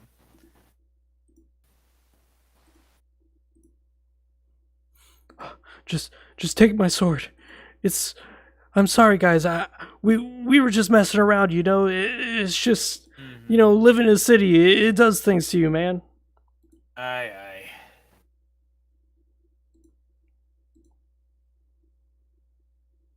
Oh. Yeah. I'll let him go, and we'll yeah. Oh, Fuddy wants to ask about like any underground trading. Interesting. Let's roll the dice and see if he knows anything. 12. Oh, Jesus. Wow. You critically success. He's sweating profusely. He spills the beans. Yes. Nearby there's a red house. Inside that red house we store a bunch of weapons and gear. I'm not supposed to say this, but we also have blood there. Please, we were just trying to extort this guy for his business. We really don't work here. Just let me go. All right. You think Who you've for? been quite helpful. Well, technically this is a crit success, so I have to spill the beans. Who for? There's some Razielum guy. He's got blonde hair. He wears a blue shirt sometimes. I don't know him. I never had the chance to meet him. He was just above my pay grade. I just did things for him, but I always saw him from time to time.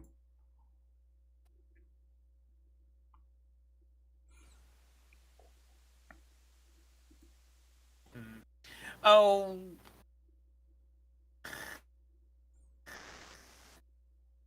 if he doesn't know a name, he doesn't know a name. I'm not gonna do. Well, so far, two people tell him to get out of here. One person says stay, so he's gonna leave. He's gone. Let him go. Yeah, it's good enough that we know something. We don't need to have a name for the person. We got something out of it. I'm just gonna have this as a. I don't know. I'm just gonna. All right. Put this guy on me. So now you guys are gonna return to tavern guy. Or you guys gonna stick around Yeah, the back yeah. here and look for stuff? There's really nothing back here, but Well,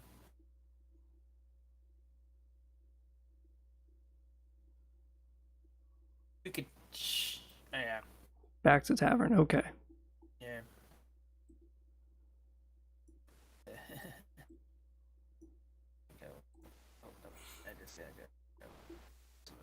All right, we're approaching the guy, the tavern. Yeah. He sees you guys coming back around the corner, defeated, blood smeared all over you. Huh. I see the lads got the best of you, eh? How'd the fight go? I heard something going on in the back, but I had to man the store. We got him running off. Running off, eh? Yeah. They won't be bothering you. Last time I checked, that doesn't seem to have solved my problem. The man is holding on to his coin purses, looking at you guys, judging you harshly from the look in his eyes.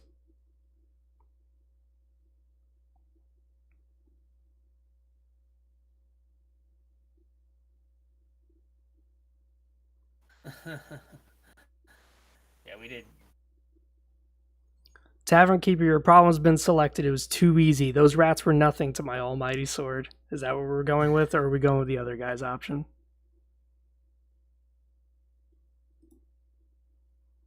Six. So plus one. That? Yeah, that's a pass. That's a plus one. Oh, for his charisma check. Thing. Okay.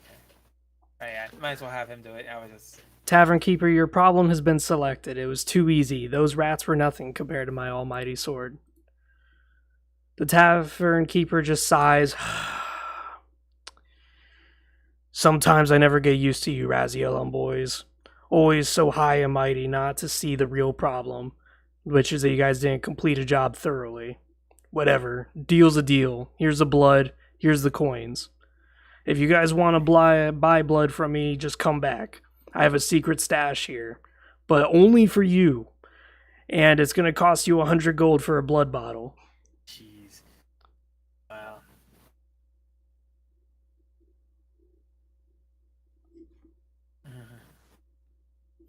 Yeah. Alright, well, at least, take what we got so far, at least. So now you all have one blood bottle.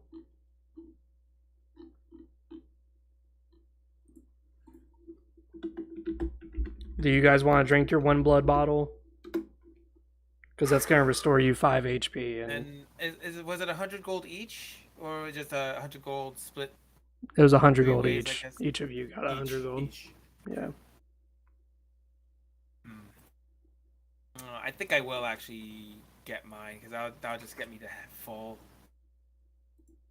Okay, so you're going to drink I'm it. just going to use mine to heal up to full. Because, yeah, that was like the... Like,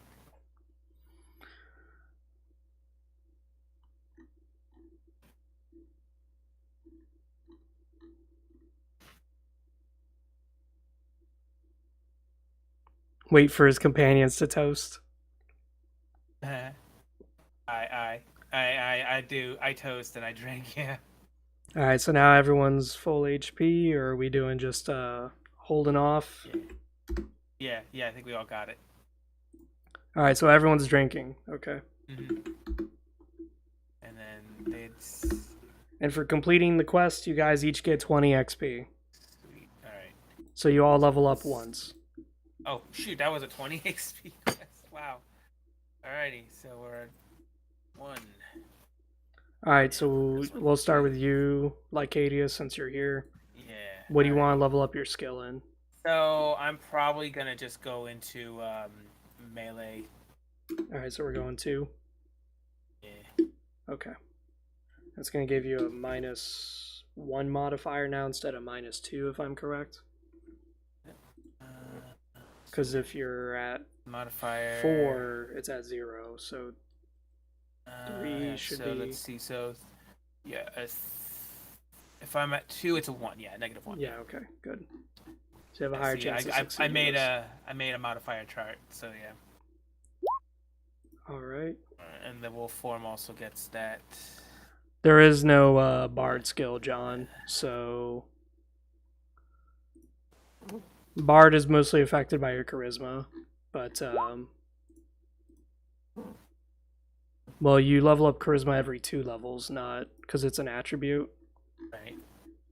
So the skills you can level up is melee proficiency, which is your sword and stuff, range proficiency, which is bows and arrows, crossbows, and bombs, magic, and cunning.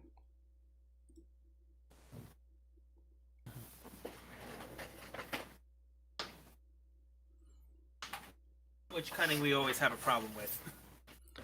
Yeah, since you're Razielum, you suffer a bit of a debuff. Sword melee. Okay, so Hofgear is going for range proficiency, so now he's going to have 2 in range proficiency. Melee proficiency. So now he's going to have a -1 modifier for it. Melee proficiency. Yep. All right, Fuddy, your turn. Your go magic. Okay, I kind of figured. Magic is now 2, so now you suffer -1 instead of. Okay, cool. Next level up, you guys will level up an attribute. Alrighty. So I'd say you look exhausted.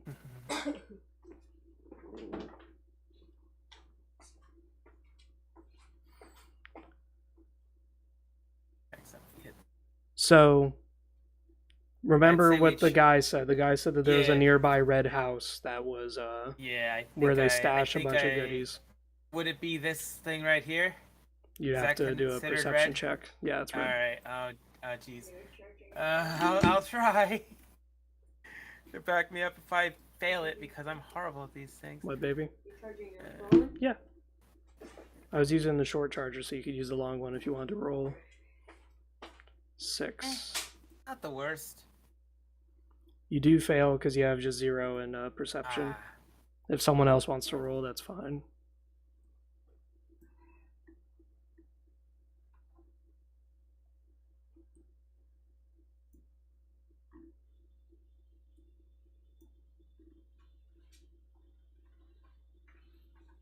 Okay. 7. Hey, he succeeds. Just enough. He looks into the house and he notices that the door is actually left ajar. This is the house. Sweet. Alright, in we go then.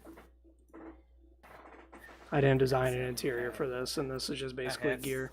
That's fine, that's fine.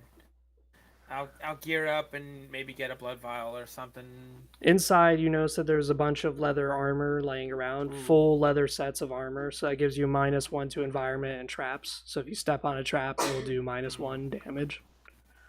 Okay. And there is also just 2 iron swords left, and then 1 iron spear. I guess I'll take an iron spear and a set of leather. Okay. Just in case for things. Leather helmets. And blood vials? No, there's no blood vials, no unfortunately. Blood vials. Okay. Inside, you do notice that there is some interesting goodies, like you see blood stains on the floor. Someone was smuggling some blood products recently, but you can tell that the stains have been there for who knows how long. Possibly as old as the city itself.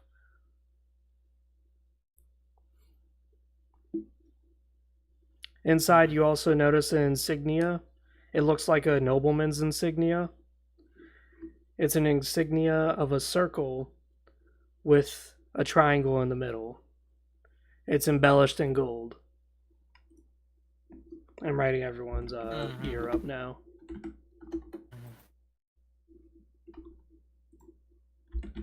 So with a full set of leather armor, you guys are pretty much immune to most environment effects. So if water splashes on you, you probably won't take any damage. Oh. Nice. So you're taking the Iron Spear, you said? Yeah, I'm taking it just in case I gotta have, in case I can't get into wolf form and I need to do something.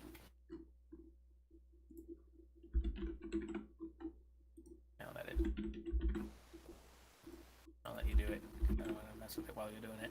I'm not doing it on the Roll20. I'm doing it on like my Google spreadsheet. Okay. That way I don't have to keep on like opening up stuff. Who's taking the second sword? Because there's like 2 swords.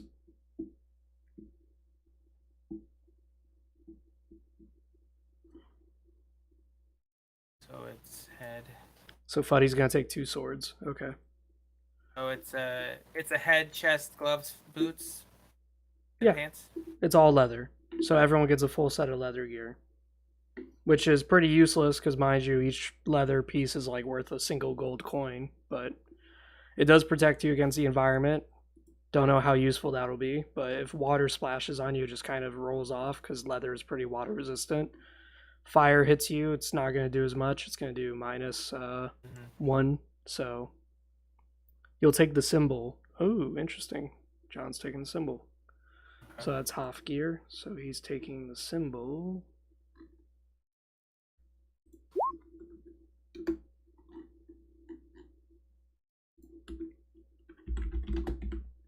I wasn't even thinking about that. A giant gold circle with golden triangle in the middle.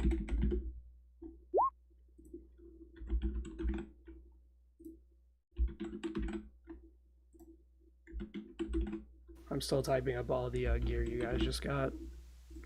This will probably help you guys even out the fights a bit, but who knows? We'll see for certain. 2 iron swords, +1 damage. Okay, so now let me look at the chat. So let's see.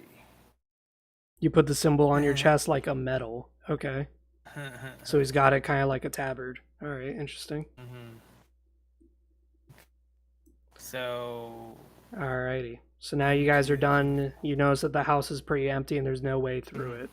So you come back out into the streets where the tavern was. Right. So the leather, it gives us that the whole set gives +5. So the whole set, the armor. So the whole set is that divided by 2. So if you do get hit by water or whatever, you do that divided by 2. Yeah. So, but if someone hits you with a spear or a bow, it does no protection unless it's a trap. Oh, so it's only really armor versus environmental. Exactly. Okay. That's why I have on my World of Nosgoth base rules.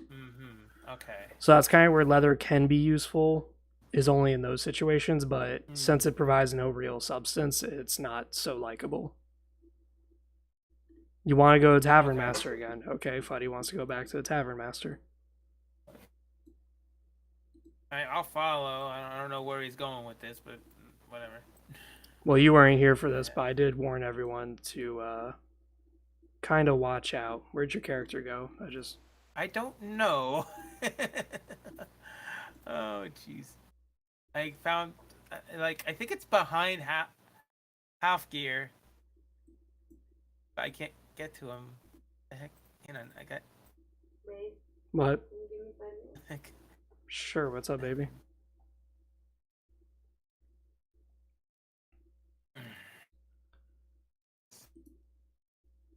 Eight. Okay. So with a +1 modifier, you do succeed.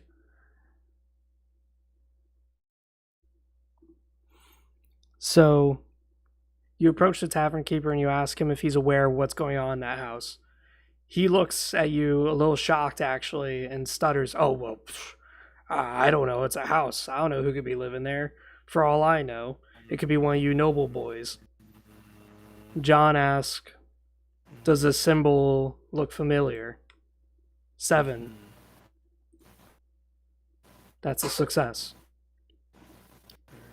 Well, he's starting to sweat. He's wiping his sweat off with his little loincloth that he's got there in his hand. Well, that symbol is one of the guys that I know who helps me keep my tavern afloat. It's not my business what he does, honestly. All I know is that he helps me keep things open. He keeps the authorities away from my more not so legal documentation of my taxes. Hmm. Did you want me to put your token or whatever back in? Yeah.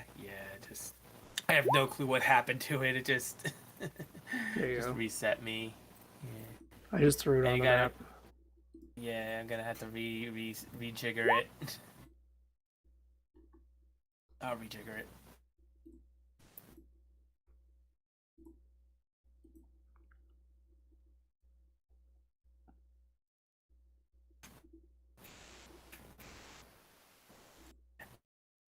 $10. Give us his name and a little extra, and we'll be discreet. And if it's a help of your business, you will know his name. Since both of you are asking the same question, I'm just going to allow it. Well, I don't know his name, actually. I just know that he's got blonde hair and he wears his blue shirt all the time. And his symbol, because he flashes it around when he gives me his bag of coins. But he honestly just buys me for my secrecy, so I don't say anything to anybody. As far as anyone knows, that house doesn't even exist. It's just abandoned. I know it's right out front, but people just don't even pay it mind. These high stuck-up snobs usually don't ask any questions. That's all I know. Are we doing a perceptions check to see if he's lying?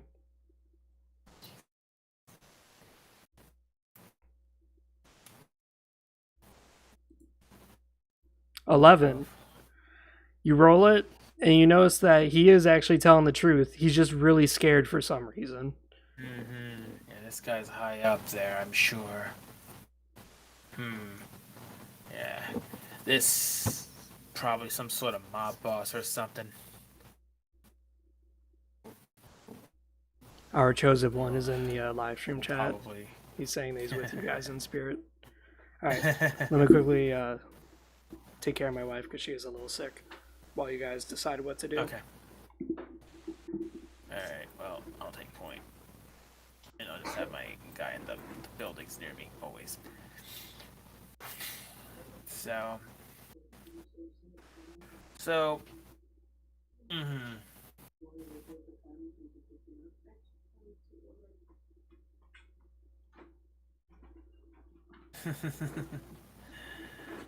Indeed. Well.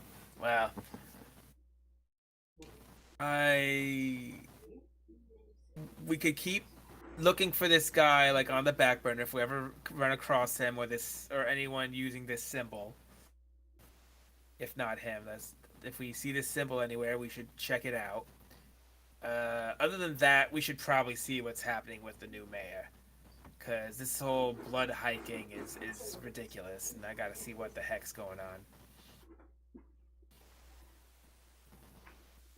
100 gold for a bottle of blood is not a way to live.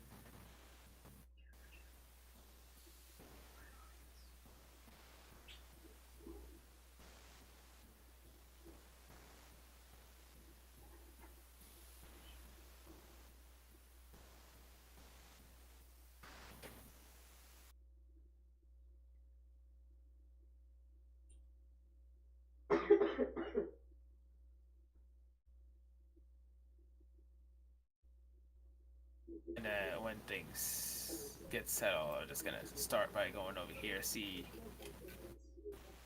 we can make it around into the new mayor.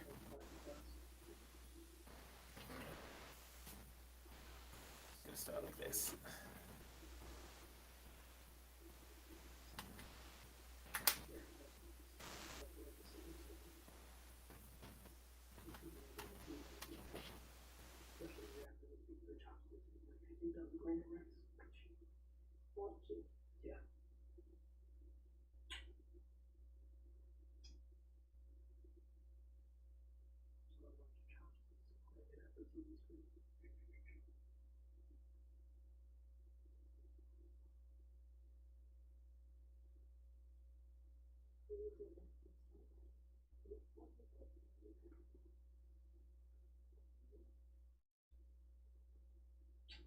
Mine is like deadly for fledglings.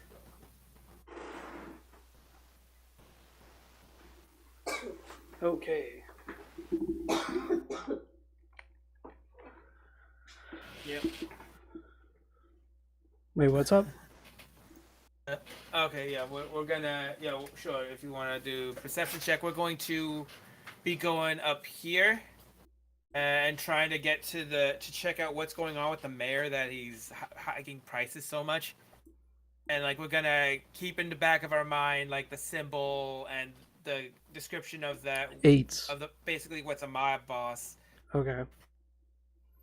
You guys see up ahead. If you run into him. You guys pass a perceptions check. You rolled an 8. Mm. You see up ahead. Oh. Before you is what looks like 3 thugs guarding some sort of individual. And then before you is some sort of nobleman wearing a blue tunic with blonde hair, armed with a sword. His sword looks to be steel, whereas the thug's costume is just iron weapons, just like the thugs you encountered before. Thugs against the... Thugs against someone with the description of our person we were looking for. Interesting. Let's approach as ignorant travelers. That's an interesting idea. Hi. Okay. Be pleasant. Okay. Sure. Yeah, I'll get up there though. As you guys are walking, acting casual, acting as though you guys have no idea who this man is or his people, all of a sudden he sees you guys as he's staring down his opponents, and he approaches you guys. John asks, "Hello, nobleman. I'm looking for a specific person. Do you know where he is?" And you give him the description of the tunic, blonde, with blue tunic on. Oh. I baseball, but that's freaking him. But it may not be him. Who knows? 8. So the guy doesn't take offense to what you're asking. He just looks at you and goes, "Listen, fledglings, this isn't a time to be making jokes right now. I'm in a very serious predicament. So right now I may need some help. I don't have my armor on me at the moment or any of my typical gold allowance. But right now, my master, well, how do I put it in a way that doesn't dishonor him? He recently sired a fledgling, and unfortunately that fledgling is over there. And the fledgling just got accosted.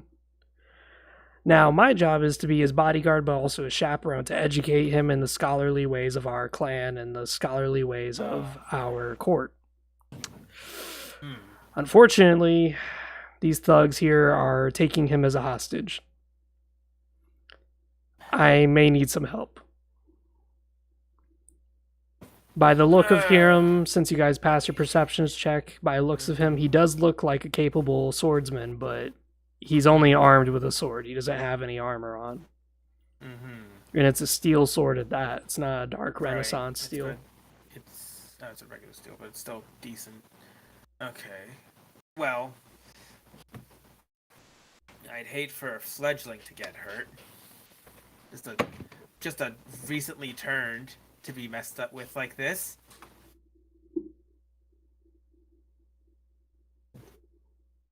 Yeah, that's a good question, yeah. What he says. Why has he brought such misery to himself? Are you talking about the bodyguard, or are you talking about the fledgling? I think the fledgling, right? Yeah. Why has he brought such misery to himself, you ask the guy. He sighs. You would probably not want to say this out loud, but the guy who is in the Doomahim clan has a noble by his own right. And unfortunately, he just so happens to be the brother of one of our brothers, the head of this Razielum clan. The two of them don't like each other and take just about any opportunity to mess with each other.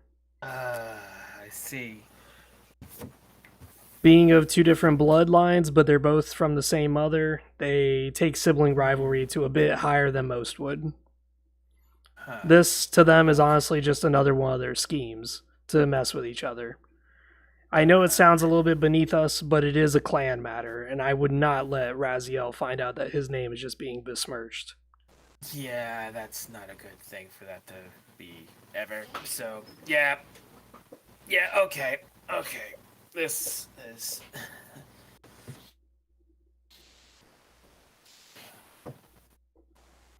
Yeah.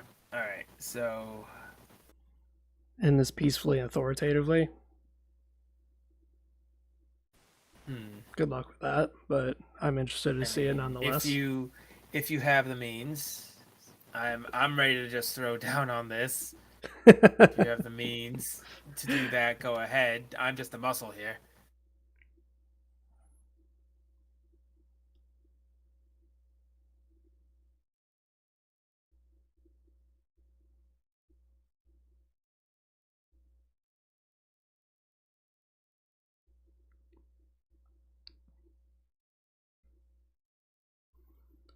What? Eh? Walk up and slap the Raziel fledgling. Can you even get to them without being? Jeez. All right.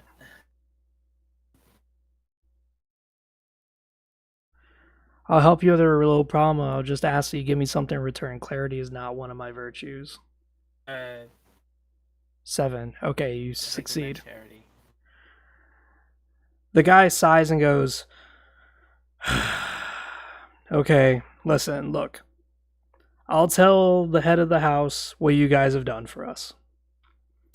If he is willing to listen to me this time, he may spread your name around the court. But no guarantees, okay? I don't have anything on me at the moment to give you right now. But if I do see you later, I will give you whatever reward you seek. That's fair.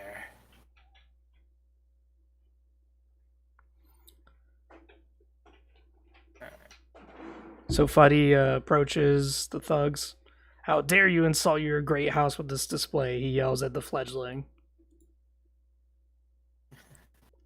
The fledgling kind of whimpers and cowers behind his own hostages. Don't let them take me back, please. Oh, he's... The thugs all look at you. One of them in the middle approaches. Listen, we've been ordered to take this little runt. Now, he, over there, the guy in the blue, says that he was sired by his boss. But look at him, smell him. He's one of Doomahim origins, not Razielum. We can't be having our bloodlines mixed like this. What belongs in Doomahim stays Doomahim.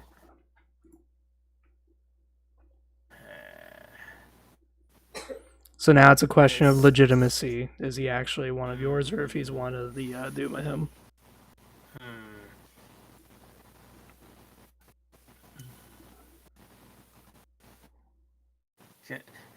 I'm gonna...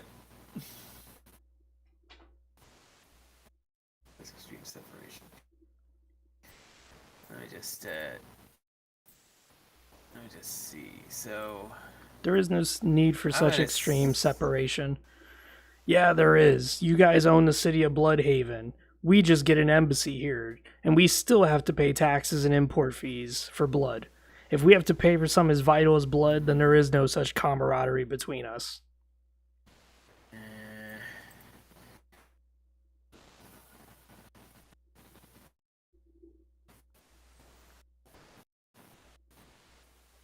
Jeez.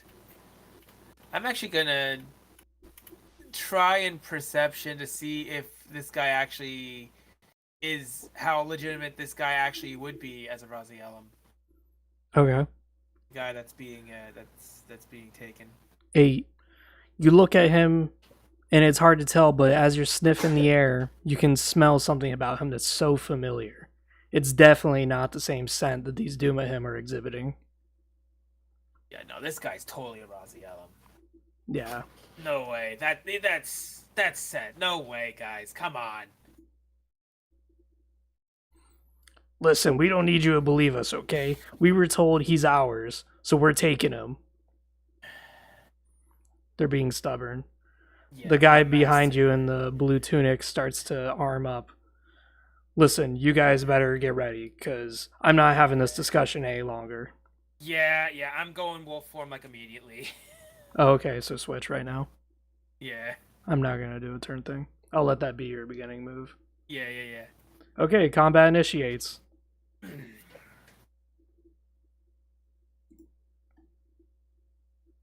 Everyone's got the same perception. 7. I'm sorry, that's supposed to be a single dice, not a, that was my fault. It's supposed to be a single dice. 6, you guys go first. Okay. Alright. So I'm gonna go for a movement as a wolf. 3. Okay, I could get someone. No, you can do a second dice, remember? We'll Huh? form... I got 2. I got 2 there. For movement. Oh, okay, my bad. That was a yeah, 1 I see and a it, 2. 2d6. Okay, so you got 3. I'm just gonna go right up on him though. And you're gonna attack him? I'm gonna go melee. Alright, so let's see so here. My melee is 11. So yeah, that's a is that a crit success? I think that's a crit success. Let me look here. Hold on a second. So you have 7 strength, which gives you +1, but you have -1 for melee. Yeah, so it's a 0. So a 11 is just a regular success. Oh, it's not the. It can't. Yeah. Get it. It's only 12. Okay. So either get an extra in your what's it called? Get an extra in your strength stat, so that way when you turn to wolf form, it's 8 instead. So then you get +1. Or 1 more or 2 more in melee. Yeah. All right. I got I guess 9 damage to him. Yeah, I'm gonna put 1 HP. The guy has 1 HP. We're gonna roll the dice here. 8. Okay. He's barely standing. You rush in and swipe him with your claws. He is toppled on the floor, but he's still breathing, and he's still brandishing a sword. Fuddy wants to do Call of the Crypt. Okay, let's see our magic here. Making skeletons. Takes 2 turns, doesn't it? Yes, it does. He must roll above a 6 to cast. Alrighty. And he rolls exactly a 6, so he fails. Oh well. Oh no, he cast. Yeah, he cast. It says at or above 6, so yeah, he cast. Oh, okay. Okay, so now he's just charging. John wants to motivate. Okay. He has, let's see here. 6, okay. He has +1 from his charisma. And it's actually +2 because of his imperial trait. So he succeeds. The next attack does 2 more damage. And now, let's see. Is that for both of us or for just... 3. 1, 2, 3. Okay. No. Yeah, that's for you. So now next time you take a swipe at somebody, you're going to have a +2 damage on them. Motivated by him. Right. Alrighty, enemy's turn.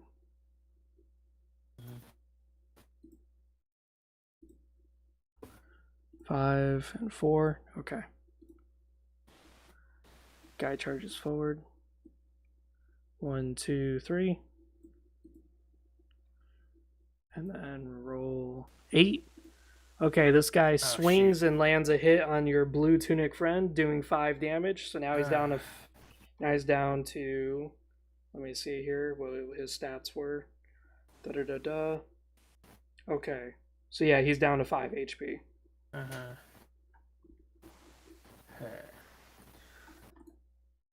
Let me put that down here. 5. I'm gonna kind of roll the dice here and see if he stands. Yes, he still stands. Cool. Okay. The other gentleman's gonna take a swipe at half gear. Let's see if he lands. 8. Okay, seems like that's all I'm rolling is 8.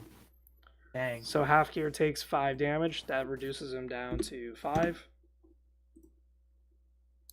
Alrighty, your Snarl. turn. So the bonus gives me a plus Plus. 1 to attack. Plus how much? It gives you +2 to damage. The damage. Okay.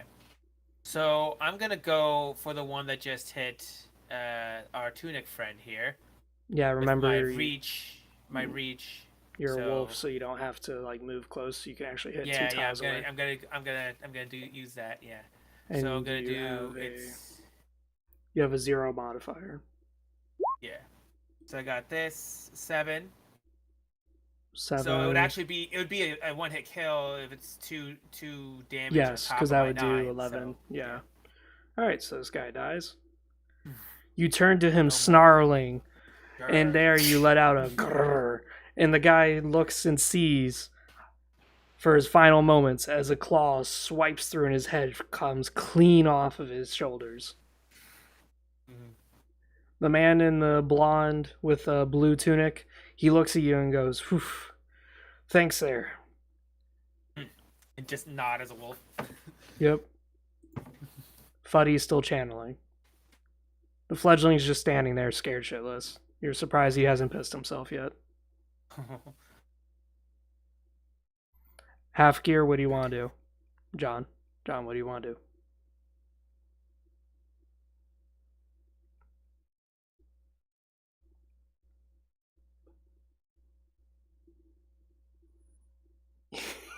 Yeah, you run. Run where?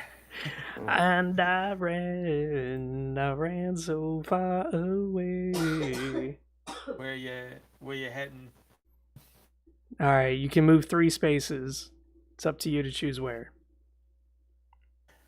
You can control your own character, by the way, but since you're on the phone, it might be difficult, so I could do it for you. Yeah. Like 3.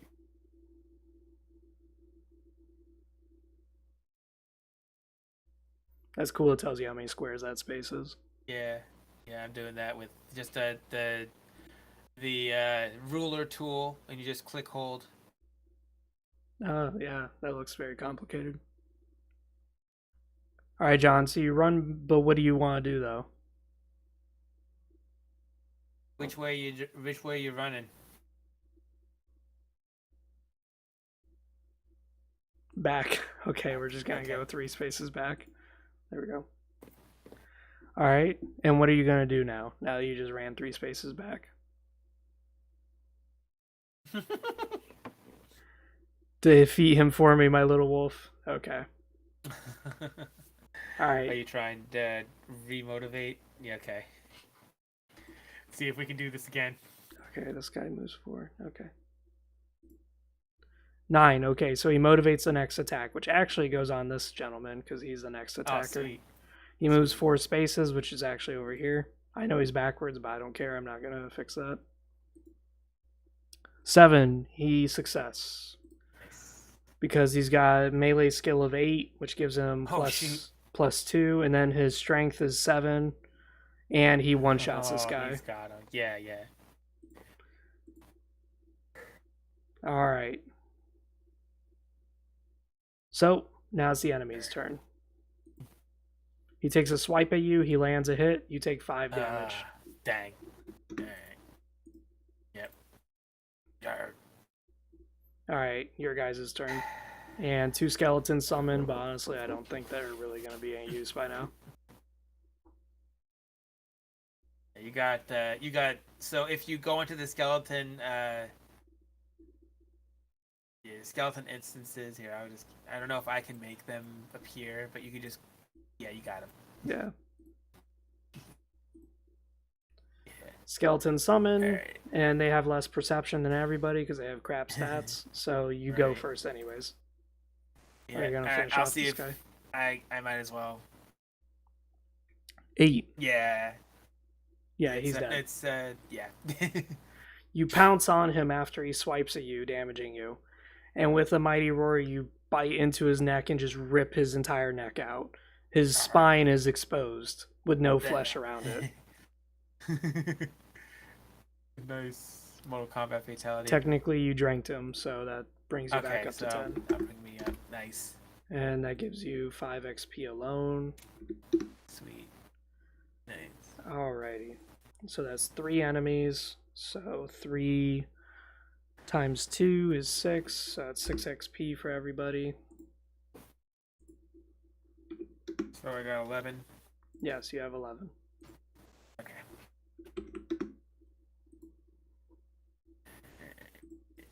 Skeletons are gone.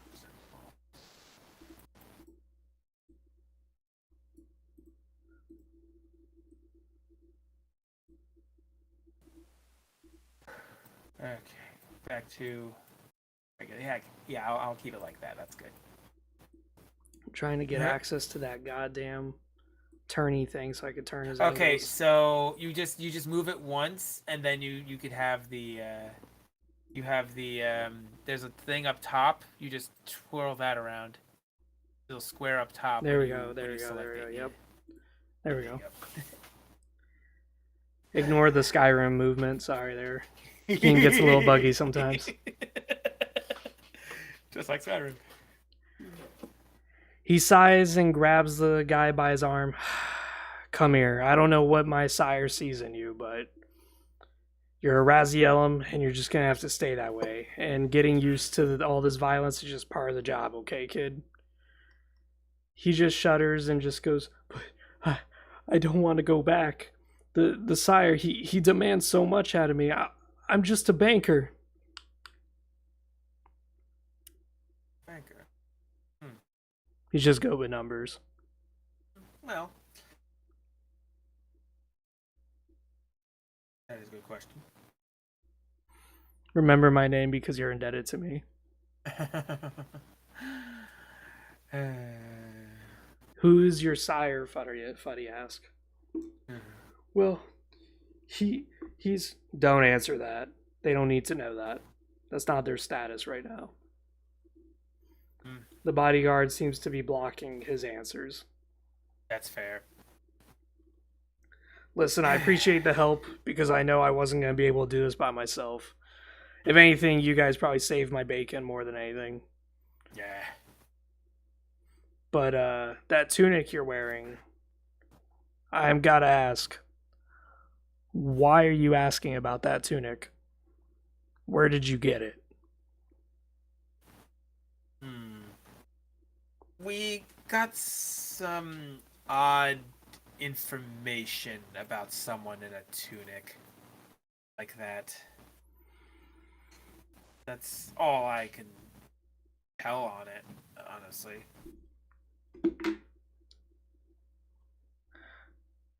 On exchange, do you know any highcraft grafters?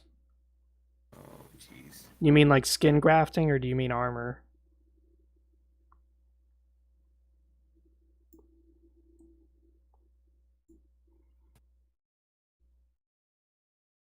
Fine. Yeah, that's Skin grafting? Well, there is a guy nearby. He's actually over down that valley there. That not valley, my bad. He's just down that alley there. In fact, he's been looking for some people, some handy people. You guys might come along nicely, actually. You still haven't answered my question, by the way. He looks at you guys. Why are you asking about that tunic, and where did you get it?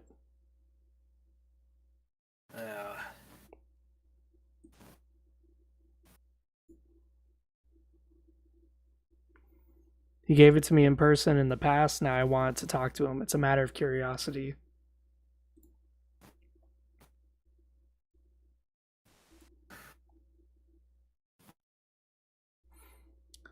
The guy looks at you. He passes his perceptions check. He knows you're lying.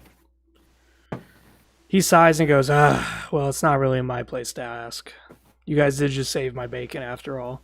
Just forewarning, you guys are a bunch of newbies like this little mutt is. That tunic belongs to a man more powerful than my own sire. Noted.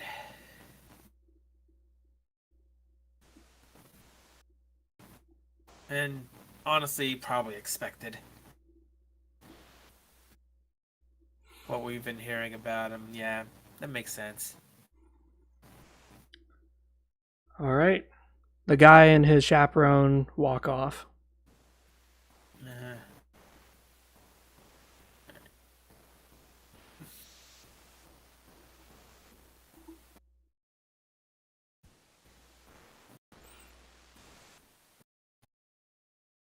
All right, Good where do you travels, guys want to yeah. go next? So, did you? The guy's already gone, John. Okay, I was wondering why your name was all glitched out. I was like, what the hell is going on there?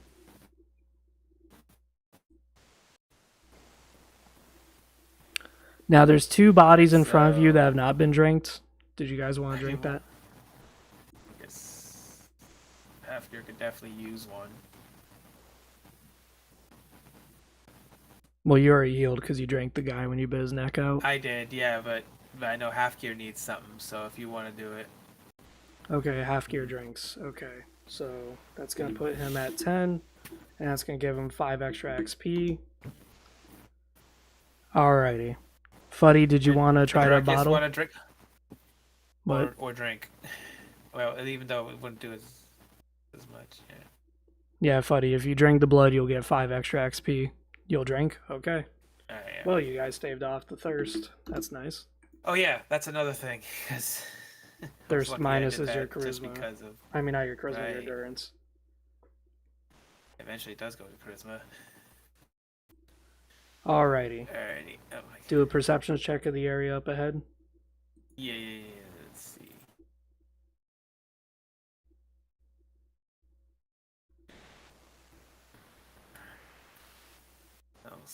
Anyone watching us? Yeah, actually, there's quite a bit of people.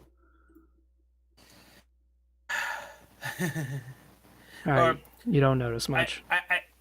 Yeah, I said 7. Okay, he notices. a little better. You can see what the guy was talking about. There is some man around with a bunch of vials and scientific mumbo jumbo about him.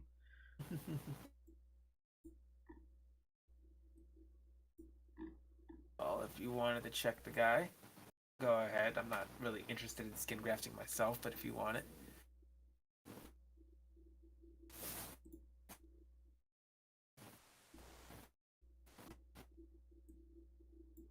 I'll just stay to the side. Alright, so let's do inspection. 6, you don't notice anything different about him. He just looks like a man of science. Some sort of surgical guy. Alright, Fuddy wants to have a chat. As you guys approach, the guy immediately begins the conversation. Why, just the specimens I need. He looks at you guys as he mixes his vials. Hello, friend, you say. Friend is not really what I need. I need associates. You see, I have 2 problems that need solving. You can tell by the sound of this guy's crackling voice, he's probably inhaled too much of his smoking vapors, but...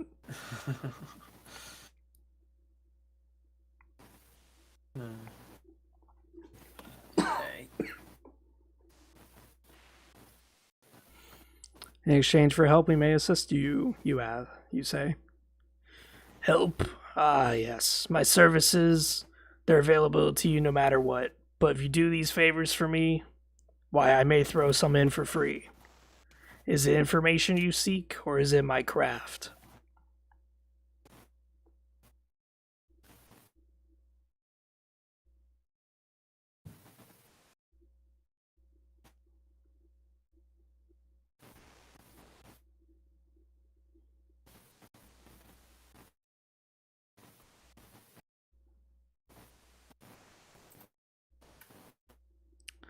Any interesting clients you come across? 9, okay, you succeed. Any interesting clients you come across? Well, now that you asked, there's some big burly guy. He's a Raziellum, no doubt, but honestly, I've never seen such a hulking brute before. This guy is quite a slab of beef. He came looking about, seeing if I could augment him further with further incantations and further grafts of muscle, but I leave that to Melkahim. They're more about body morphing. John D. asks, I'm looking for information. I trust you to know anything about this? He points to the symbol. Critical fail. No, get that damn thing away from me. You're lucky I don't decline my services to you for showing that around. A name? The big meat slab, I didn't catch his name. I didn't care to. I just declined him and told him to get away. He's actually down that alley on the top there, on the left side. Perceptions check. You fail to notice anything in particular. I'm actually getting better at this chart because now I know your guys' perceptions. Mm-hmm. Yeah. Funny dropped again, but Oh, that's fine. Did you need to do anything to him? Because you've been kind of quiet. I wasn't particularly interested in whatever he was doing, but I'd take a job. If you whatever you need, we'll see what we can do. Well, I got two problems. One of them is that beefcake I was talking about. That guy's been hassling all my clients. Anytime someone comes by for an augment or any sort of ailment procured, he immediately starts demanding that they fight him in a game of fisticuffs. The brute needs to get away from here. He's tearing away all my customers. No one wants to deal with this guy.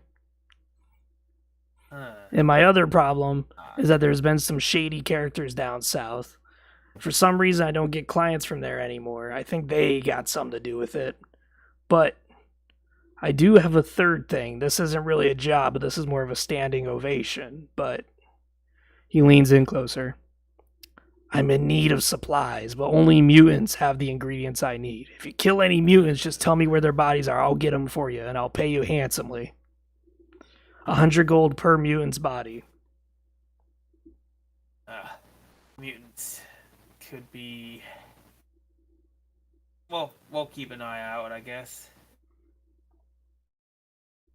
So shady characters, just in general, and the slab up top. Okay. Yeah, that's about right. If you take care of the beefcake, I'll throw in one of my specially made brews.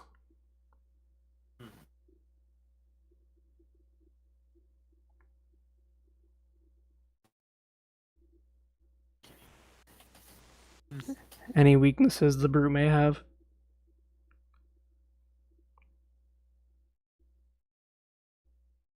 Shortcomings.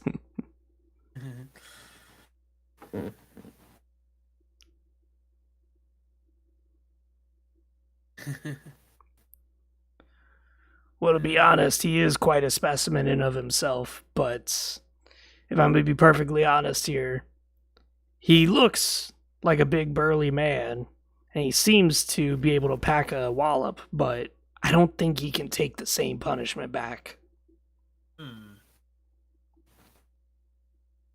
Interesting. Alright.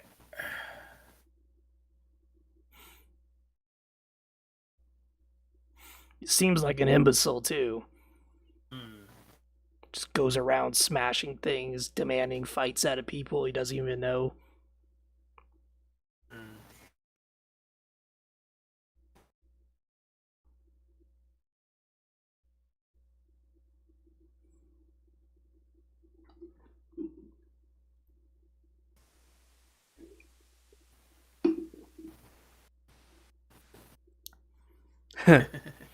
I like that. Yeah. That's a good quote. Yeah. Simple-minded foes are unpredictable, but predictably stupid. Aye. That does sound about right. Alright, then. Just out of curiosity, what kind of things do your brews actually do? Well, I got blood. That's the main thing that everyone buys from me is blood that's been cured.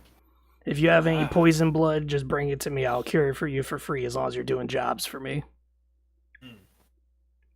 But as far as these brews, some of them are nasty concoctions.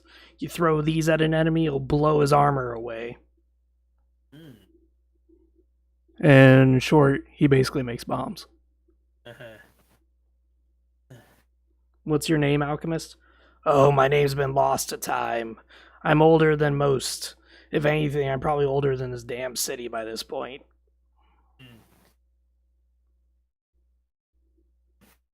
Alrighty then. That's.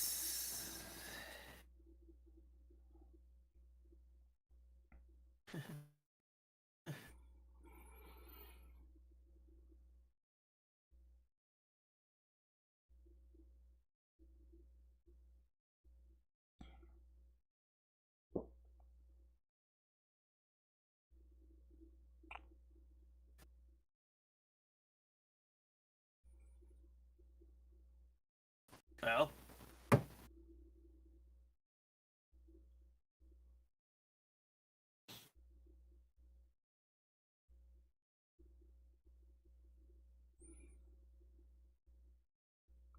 Older than the city? What clan are you from? If you're telling the truth, then you're ancient. What clan am I from? Smell me, boy. I come from the same bloodline you do. Hey. If you do a perceptions check, you can see if he's bullshitting or not.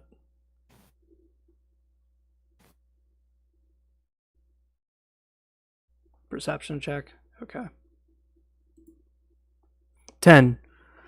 You smell the air, you look at his features. He is indeed of Raziel and blood.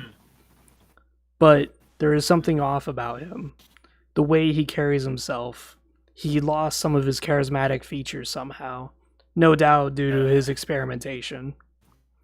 But you can tell that there's some serious power emanating from him and his shop. Well, alchemical concoctions and whatnot, I understand. Alrighty. We might as well try this thing. So you guys want to deal with the burly brute, or you guys want to just go Yeah. south and see what's up? Yeah, I think we might as well. He did tell you guys it was around the corner there in the alley. But down south is where clients are just not coming anymore.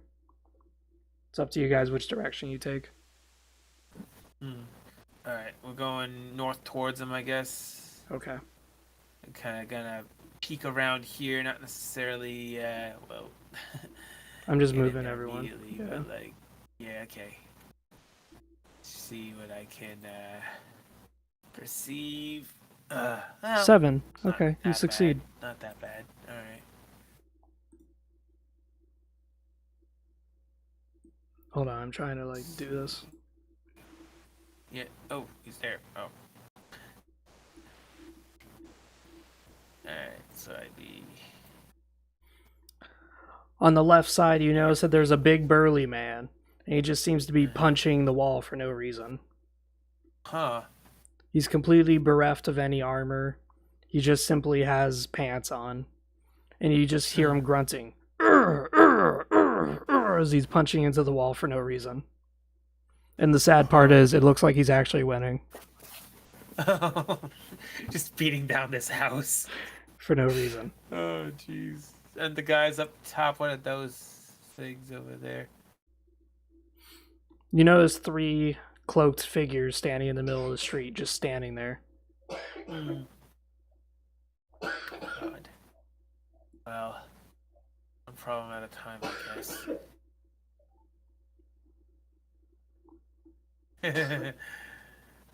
Lose an argument. Yeah, lose an argument against a wall. Alright. Perception check the figures. You fail to notice anything in particular. You just notice that they're wearing cloaks. Oh, well. That's, this guy clearly lost it. So, I figure we just take him down. So, I'm just start off, go wolf. Oh, okay, we're wolf forming it. All right, Yeah, it's wolfing time. yes. He's not paying attention. Let's see if I can even get close. Oh. Let's see, my movement. 10. Okay, so yeah, you can just Nice. bum rush him. You can just charge him. Roar. Yeah, just go get my melees off. You let out a roar, and as the man's punching the shit out of the wall, he looks up. Oh, and you land. I fail horribly. I run towards him and I'm like tripping on myself. Wait, let me look at your stats. Uh, So -1. You just have a -1. That's a 0. Yeah. So you charge in, you sweep at him, and you critically fail. As you lunge in the air, he backs up, and as he notices you're charging at him, his elbow accidentally hits your cheek. You go flying against the wall. And he just looks at you and picks you up with one hand. You shithead! What are you trying to do on me? Bark. I guess I'm like over here. Yes. Okay. So. Bark, bark. You didn't take any damage. I didn't take any damage. Okay, I'm just like against the wall. Okay. Yeah. You're dazed for a bit. Okay. I tried.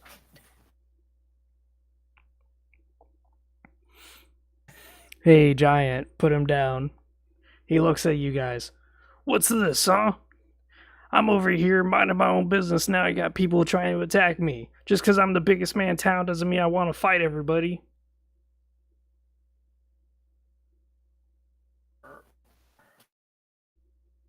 And it's like... We hear differently. 9. Yes. Ah, shit. Who am I kidding? I'm just mad that y'all just snuck up on me, that's all. Hey! I'm just coughing, sorry. What John just said. Hey, take it easy, my friend. He's mentally retarded. Excuse my friend. 9. Okay, he passes the charisma check. He puts down the wolf with one hand. Ah. I understand. I'm in a similar predicament, my friend, but don't worry, if you focus on your guns, he starts pointing at his muscles. You don't need brains for nothing. Oh, dude.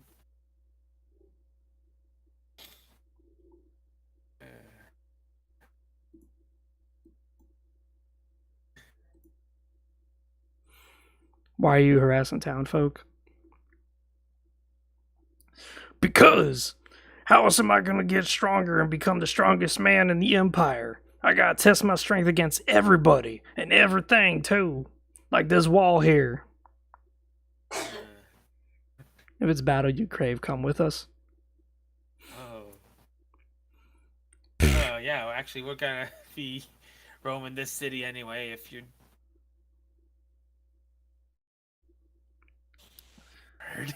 What? If it's battle you crave, come with us.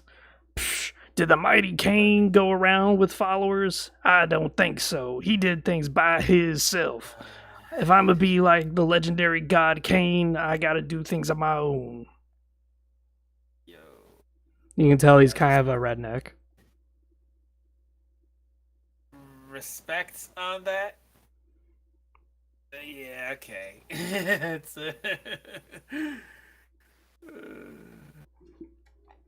What's up, babe?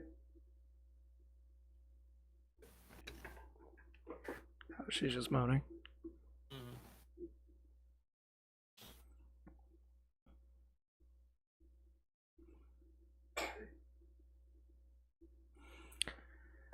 Cain had an army at his back, otherwise where did he come from? Hey, don't you start blaspheming around here, punk. Just because you got some space between you and I don't mean my guns can't catch up to that throat of yours. Cain's a god that all of us should aspire to be. kind of nodding along with that, even though it is a little nutty what he's what he's inspiring for. I can respect it. Yeah, he's definitely a character, I'll tell you that much.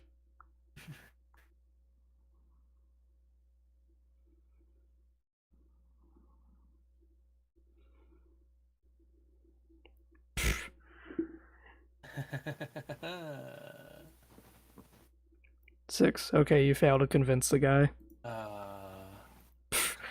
You's just trying to get in my head. Get out of here. Leave me be.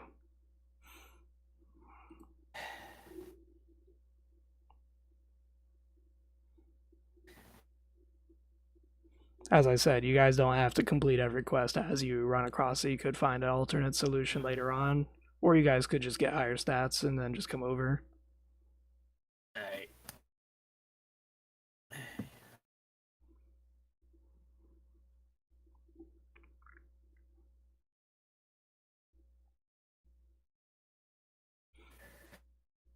I'm gonna try and. All right, so you guys walking away. You guys gonna keep trying to persuade him? I'll let you guys kind of converse with each other. Fuddy's trying one more thing. I don't know if that's gonna be rolling or what. Oh shoot! Wow, I love it when it happens like that. You are not the Lord Cain. You are his son. Do his will, serve with your brothers, and show him that you're worthy of your strength. As you say that, the man just starts to cry. I'm trying, but unfortunately I wasn't there for when Cain did his glorious conquest on Nosgoth, so now I try to make up for it with my big burly muscles and try and take on all these champions. The guy just starts sobbing uncontrollably instead of punching the wall anymore. Aye. You can tell it's eating him up inside that he wasn't really around for the whole invading. Yeah, we weren't either.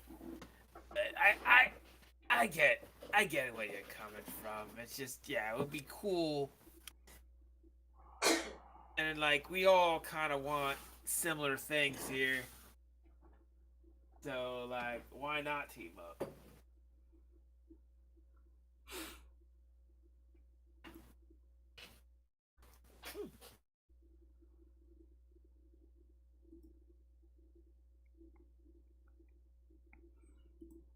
All right. So once you're a wolf, now you're in human form, I guess. Is that what that is? Yeah, I went out. Yeah. He holds you by the shoulder now instead of your neck, patting you thankfully. Thanks, little buddy. I understand what y'all trying to do now. I'm gonna go out and try to wrangle me some mutants. That's the only way I could truly test my strength. I needed this talk, guys. I love you so much. He leaves.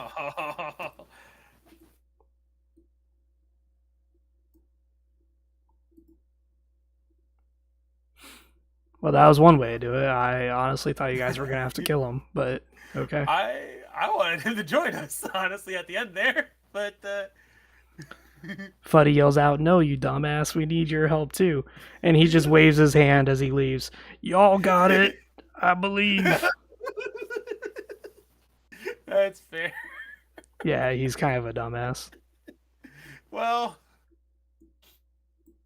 I mean, all right. We'll head on back over to this one. Say, well. While y'all do that, I gotta quickly move him into a specific spot because I need him in a later area. Okay.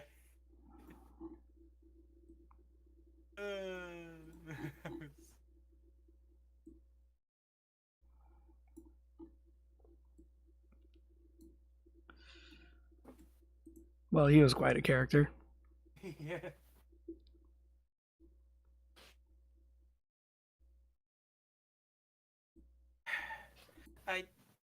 I don't appreciate you saying that, but yeah, I did act kind of stupid. Hey, I mean, it was a bluff that got him to stop choking you, so yeah. It works. Yeah.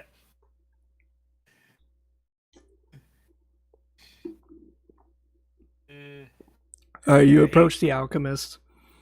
And you tell him that you got rid of the guy who's been harassing his customers. Yeah. Heck, he may. Ooh, you got rid of that beefcake, huh? And you didn't kill him either. Yeah, he's. Damn shame. I could have used his body, but oh well. Well, he may be handling mutants, beating on mutants from now on. Oh, really? Did you tell him to have- come my way if he kills any? Yeah, if we find him again. Well, a job done's better than a job not done. Yeah. So with that, he gives you guys 2 bombs. Oh shoot. And they're both lesser magic bombs. He only gives 2 though, so you guys have to Yeah. decide who takes it. I'll abstain. If either of you want them, you can take them. I won't mess with bombs. I got my hands. Now, reminder: bombs require range proficiency to use.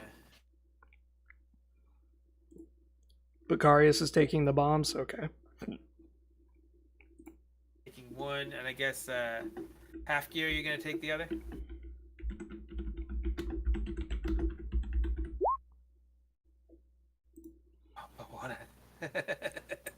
I mean, water bomb wouldn't be bad either, but this guy's only offering you the 2 magic ones, which are extremely hard to make. But hey, I mean, it does go through armor. It does like 4 damage.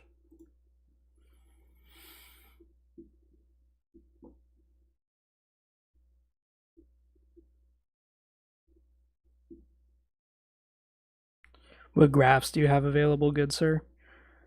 Grafting? I don't really be doing that. People keep saying I do grafts. I don't know where they get that conception from. It's probably my face, but grafting I leave to the Melka him.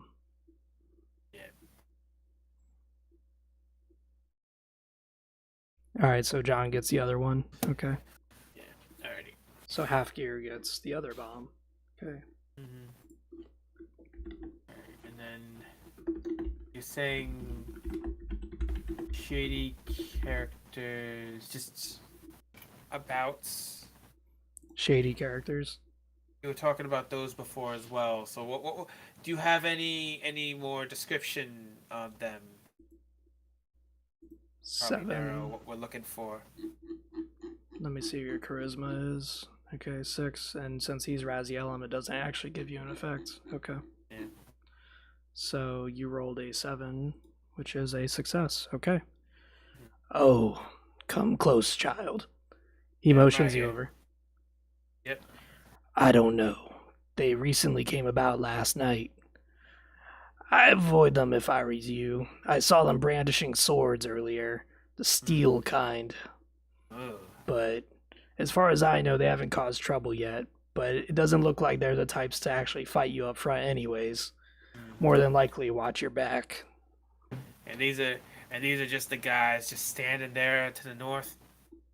I don't know where they're standing. I've been just standing here all night. My business comes to me. Yeah, it's fair. Yes, hooded and cloaked, and they wear these weird masks. I don't recognize the mask or their symbols on it.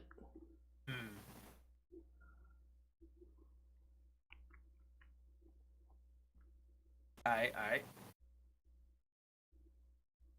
So, let's see. So, just to get a little more feel for the map. So, down here, just a building? No. Or there's a little more? Yeah. Because remember, he said he had 2 missions, one up and then one yeah. south. Then the south one was... South one was he stopped getting customers from that way. He doesn't know what happened to them. Oh, okay. Okay, we'll check that way then. We'll see where that works. Perception over. Yeah, 7, that's not too bad. Okay, you pass the perceptions check. Because you don't crit pass, you don't see more past that. Okay, so I just kind of go along. Just kind of cautiously going around. 8. You get ambushed. Oh. So... I'm gonna make you more like in the square, sorry. Okay, yeah. Oh. You get ambushed. 2 of These the guys cloaked again, figures. They don't say anything. They just rush into attack. They have higher perception by 1. They have 6 perception. Oh, shoot. Hold on, let me look at my chart here.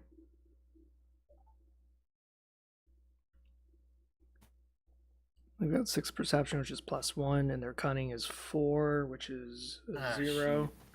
And their melee proficiency is also 4, which is a 0. Okay.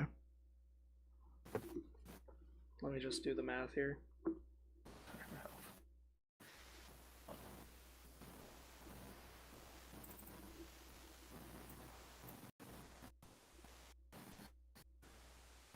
Failed on one of them, it looks like. That wasn't the one.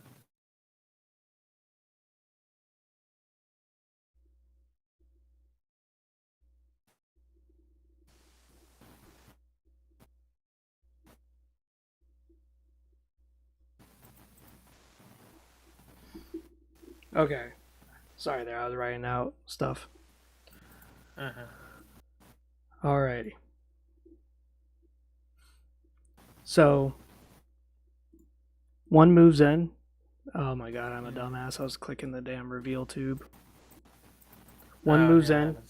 He strikes at you with a cunning strike. Oi. And he's using an iron weapon. So that's +1. Oh, shoot. So he does 5 damage to you. Because it's 6 perception. I'm sorry, not 6. My bad. It would be since he's using an iron sword, it's a strength.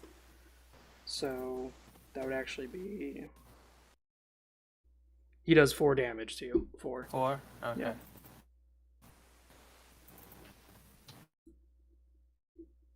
So you get 6 HP, not 10.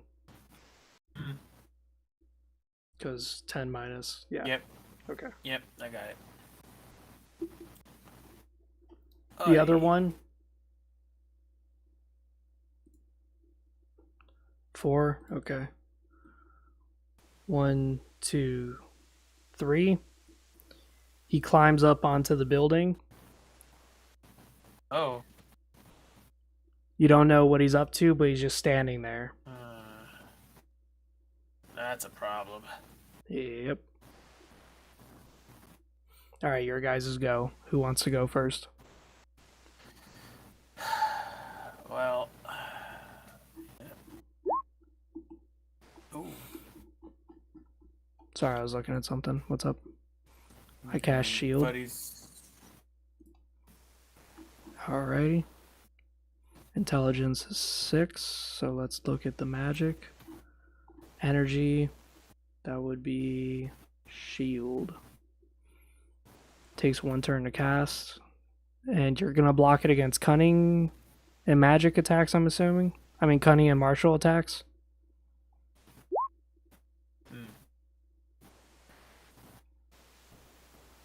Who are you casting it on? Or... He needs to cast a 6. 5, you fail. And let's see, I think that comes with a penalty because you didn't.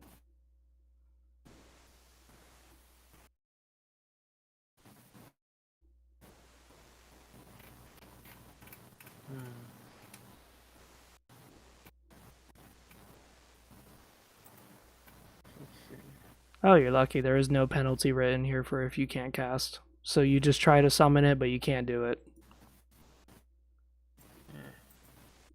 And that takes 1 turn to cast, so now you're down to 8 runes.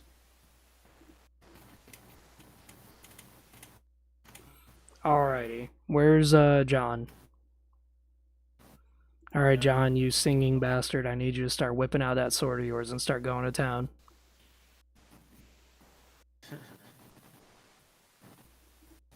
He's got 2 in melee. I attack? Okay. Oh, my bad, that's the wrong one. That's the wrong one. 2, okay, 2 movement. Still. 1, 2. Just enough. So now he can attack. And this is a, so he's got a -1 modifier, but because he's got the Imperial trait, he gets +1 modifier for being next to a vampire. 7, he succeeds. He takes a swipe. So that would be 5 damage. You hit the guy, and you drop him from 8 HP to 3. Alright. I'm Upon not doing going so, you to- realize that these guys are very fragile. Ooh. Okay. So I'm going to not do wolf form right away. Just gonna go for a regular claw attack as myself right now. Claw or spear, because you have both. On claws. Okay. So you're gonna. It doesn't work. What'd you I roll? don't- A 4? I rolled 4. So that's on a -1. Yeah, so you just fail. There's a -1. So you just fail. You try to swipe Okay, yeah. him, but you Rawr. miss. Ah, Alrighty. I tried. Enemy's turn. Oh yeah, he was doing shield and it failed. Yeah, he failed. 4. So the enemy tries to swipe at you back after dodging your hit, Oh, that's and a he crit. misses. Is that a crit? Is that just a miss, not a crit fail? Just they have too much. So he's got 5 strength, and his melee is 4. So, I mean, not 4. His melee proficiency is just 1. It's his cunning that's 4. So yeah, he misses. Okay. Now, if he was attacking from behind, it would be a cunning attack. Sure. Let's see him. The other one who's on the roof, let's see if he does anything. 5. He moves 5, but -1 because he's on the roof. So 4. 1, 2, 3. All right. Oh jeez. Where'd he go? Did he go inside of Brachus? No, he's above him. He's right above him. Oh jeez. So let's see here. Let me scroll to the arachnid reflex. Okay, arachnid reflex only gives you bonus to detection, which it seems like none of you guys even bothered to stop him, which is fine, because, I mean, how could you? So this is going to be a cunning attack, which is 4. And then because he's using a sword, it's going to be a strength. So 5 divided by 2 is 3, plus 4. 5, 6, 7, 7, plus 1, 8. He does 8 damage to Bacarius. Oh shoot. Alrighty. Stabbing Bacarius through, ooh, whoops, I accidentally changed his HP to 8. It's 2. Climbing around the roof like some sort of Blade Runner, he just rushes on through and stabs Bacarius through the back, seeing that he was trying to cast a spell. Alright, your guys' turn. Who's going first?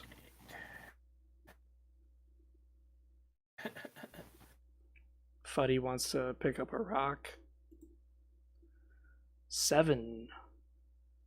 So let's see here. That's going to be a strength It's and not too a... bad. So...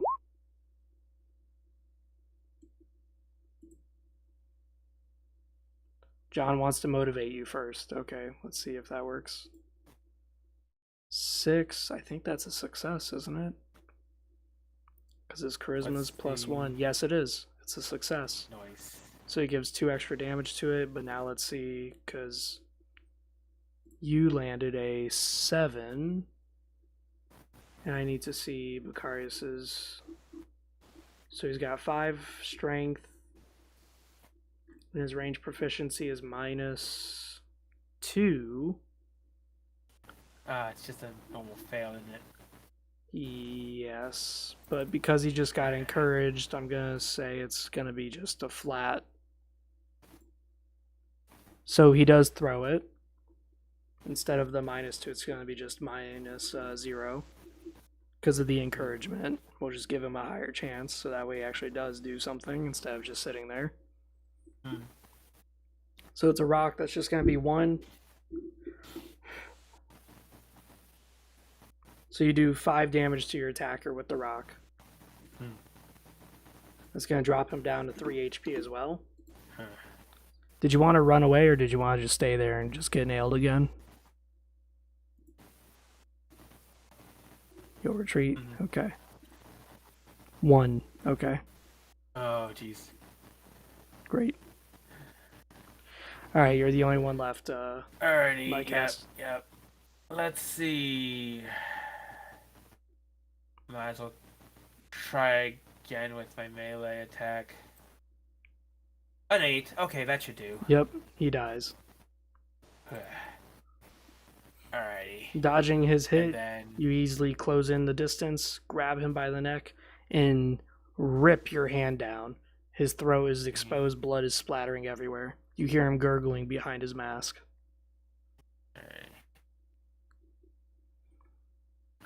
Alright, so that's everybody. Yeah. 6. The guy fails the charisma. I mean, not charisma, endurance check. The. So he runs away.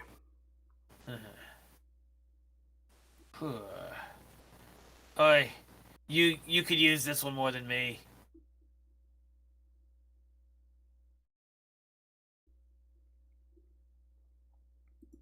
Okay, so by drinking the whole body, he gets full HP. Yeah. I gave it to Brachius. Bacarius, yeah. You guys defeated It's one his- opponent, so that's 2 XP. Uh, Plus, this guy drinks blood. Oh, my bad. Alright, you already changed yours? Yeah. Cool. Alrighty. You defeated your opponent. Congratulations.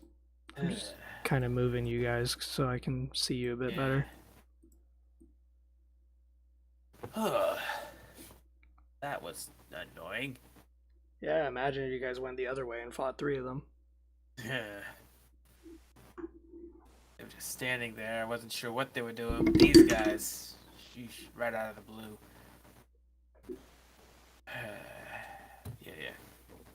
Yeah, I got you.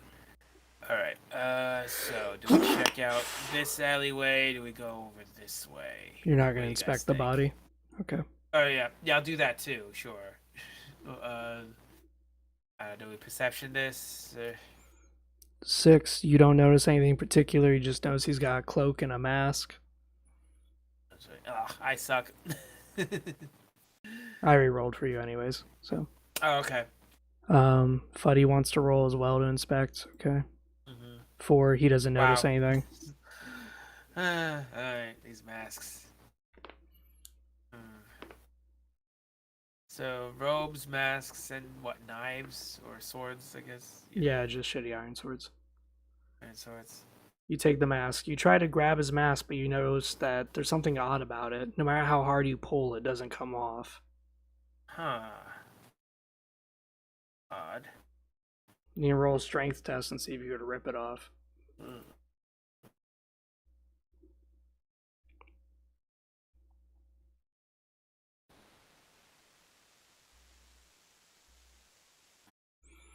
Oh, he's looking at you.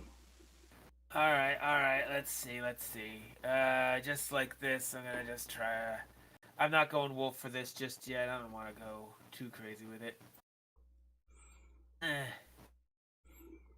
You try to rip it off. You dig your nails into his dead flesh around his cheeks, but you know it's not coming off. Whatever this is, it's definitely odd, to say the least. Yeah, it's People like with a it's sealed- mask imbued to their face. Yeah, sealed to his flesh, my guys. I have no clue. Do you detect magic? Well, you do have a magic skill and intelligence. That's 6, so that gives you a +1. 10, yeah. Ooh, nice. You feel around his body and you can feel strong senses of magic emanating from his face. It's then that you realize that the mask has been magically grafted onto his face. It's temporary, but only the mage who casted it could remove it. It's an illusion spell of really high strength. It masks even the person that it comes from, so you can't tell what clan or what direction this thing's coming from. Perfect thing for assassins. But you do know this. Whoever's behind the mask is not a human.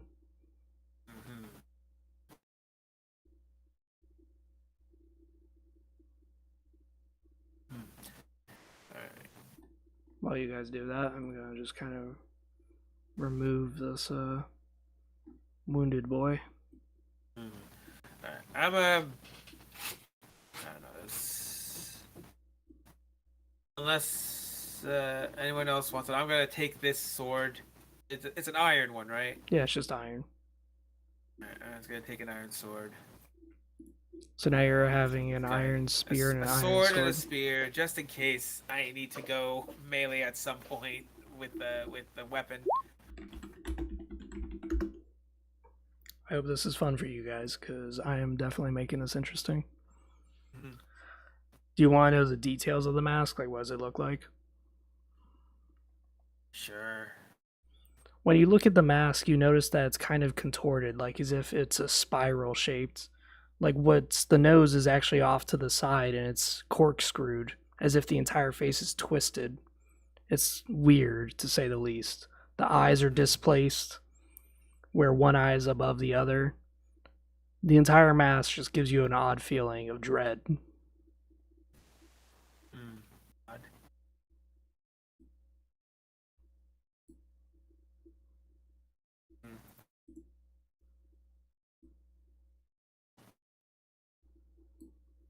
Very strange.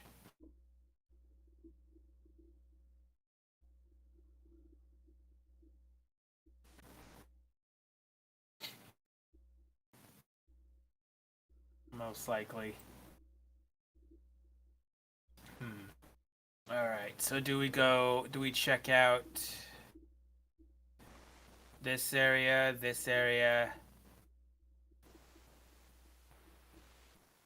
or do we just report back as is?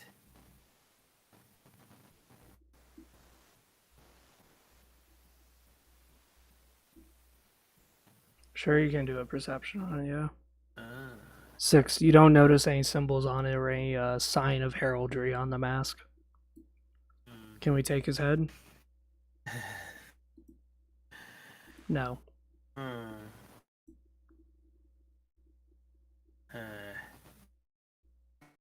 Well, if we're really trying, I'm gonna go wolf and try and take his head.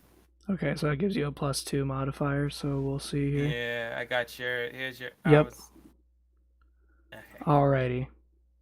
+2. Yes. Okay.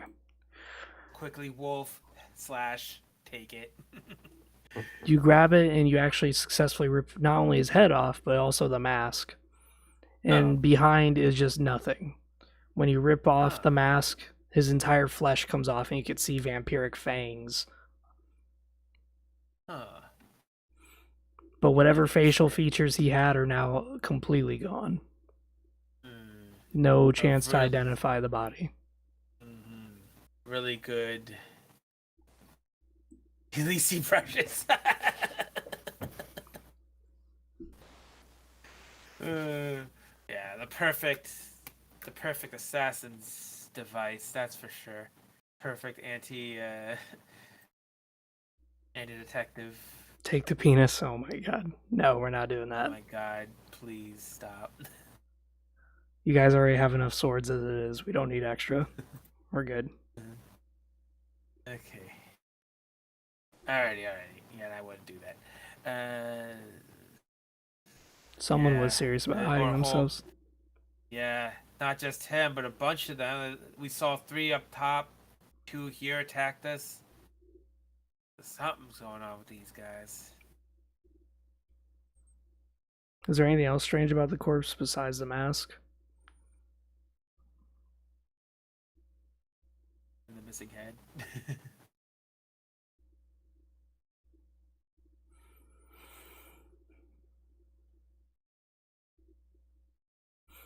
Well, Bakarius already detected it with magic, but the mask itself has a weird aura around it where the moment you take your eyes off of the mask, you almost seem to just not care about the rest of the body. So your chance of looting the body just kind of goes away just because for some reason the mask has an effect on you, where you just have no real wish to loot the body or touch it. But it doesn't apply to the mask itself, hence why you guys are so fixed on it. Alright. So that leaves up to debate. Are you guys fixed on the mask because of the magic, or are you guys fixed on the mask because that's just such a peculiar thing? Can you resist? Well, that would be an endurance check. 10. You're able to resist and you're able to look into his cloak and you notice that he's got some jewels on him. The jewels hold weird symbols, but one of them in particular shines out. This one actually is of value. It has a strange symbol on it, a giant golden circle with a triangle in the middle. You take the jewels? Okay. I'll put that down. Bag of jewels. And then also not only bag of jewels, but necklace with strange symbol. Oh. Nice. Okay, so you guys want to go back to the alchemist? That's what I'm thinking. So, like, do we do that, or do we go, like, up here, check this part out, over here, check this part out, make sure nothing else is going crazy? I will say this. If you guys go back, you guys will level up because he's going to technically turning in both quests, so that's going to give you a level up. Alright, might as well. I'm just saying that just to save you guys some pain because you guys are sitting here at level 2 for quite a while. Might as well. Alright, yeah. We'll go back. Boom. We'll hand over this mask talking about, it seems these guys just jumped us. No wonder people weren't coming from this way. Guys just jump you out of nowhere. Some weird assassins have this weird mask that makes it so we can't detect what kind of vampire they even is, but they are a vampire. What are you prattling on about, fledgling? Who's been telling you this kind of crap? Let me see. He grabs the mask out of your hand and he looks at it. All of a sudden, he starts pouring a solution onto it from one of his vials, and the mask starts sparking with blue lightning. My goodness. Where did you find this? Off of one of the assassins that tried to jump us. I tore it right off his face. But it was like fused to his face. I really had to pull, and it took his face off as well. The old man starts to rub his chin. Can you determine a spell's origin as well? No, this is powerful witchcraft here. I can't tell you either for certain where this magic comes from, but I can tell you this. Powerful forces be at work on this. And if they're doing that here in the city, I better start getting my things ready. I may have to move shop. That's concerning. He looks at you, the wounded one. You. Take this. He gives you 5 blood bottles. Oh, shoot. Thank you kindly. So, are you going to drink one or are you going to... I'm going to drink one, yeah. That'll give me up to full. And I'll have 4 on me, so... 2. Are you going to keep all 4 of them or are you going to divide them up? Actually, yeah, so I'll take... So I'll take 2 since I'm the tank, basically, and then I'll give the other 2 to 2 of their own, one of their own. Alright, so 1 blood bottle to Becarius and then 1 blood bottle to... Yeah, and I get 2, just so that, like, because I'm always frontline.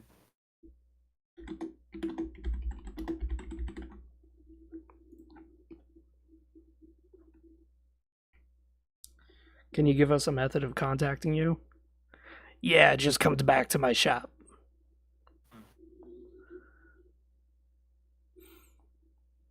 So now you guys all completed your quest. You just got 20 XP again. Sweet.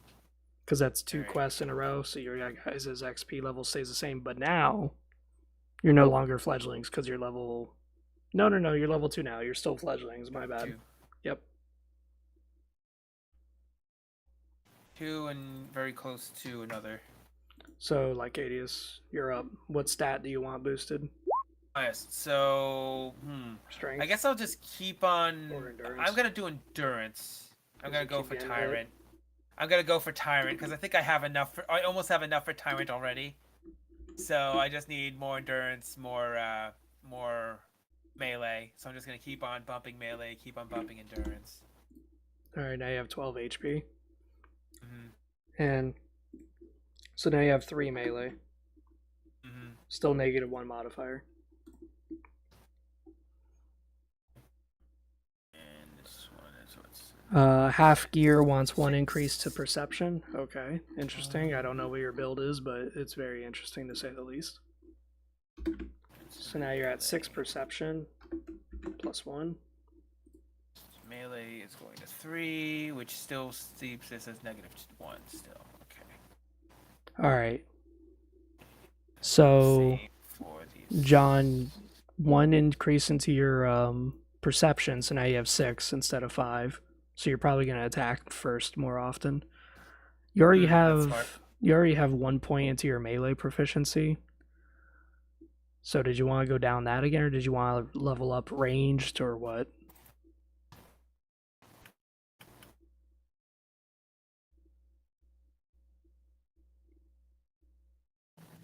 Ranged?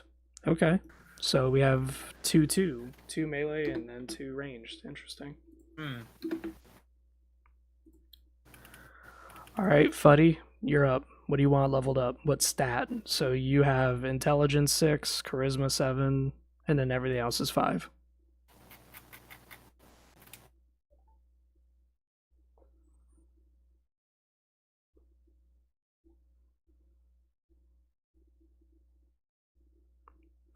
He's the Razielum of balance. Oh, Jesus. Fuddy also wants to go perception. Jeez, you guys really are going out to perception here. Well, technically, with Bacarius, it could actually turn into a mind mage kind of ordeal. And 1 into magic. Okay. So now you're at 3 magic. Versatile stats, but mono skills. Interesting. And I forgot I have to put your magic back up to 12. Kind of is how you have to go. Just keep bumping the one skill you're really good at, just so that you can get good stuff before.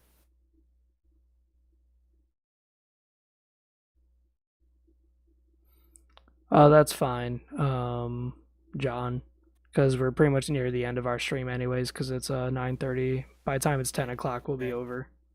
Mm-hmm. I figured a 4-hour thing would be best. So what do we want to do now? All right. Well, those guys there. I don't know if I want to mess with them. So, I figure we check out the alleyways a little more just to see what else was around, and then like I kind of want to circumvent the the other assassins there, and not have to deal with them. So like if nothing is good around there, we'll go back where the blue tunic guy and go past him maybe. That's my thoughts at least. The what guy? Just move your character wherever you want, so that way I know what you're talking about. So I'm thinking like I'm thinking either we check these out over here, these pings, or like failing anything happening there, we just like go past these guys over here.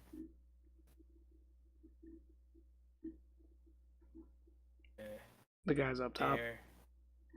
Either that way, or we're going like here or here-ish. Okay. That's my options that I feel.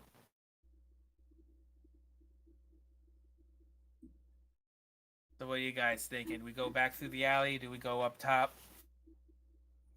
Go more either like southwest or northeast is really like my options here really.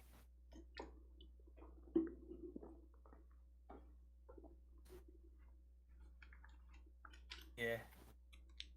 All right, we'll go that alley then.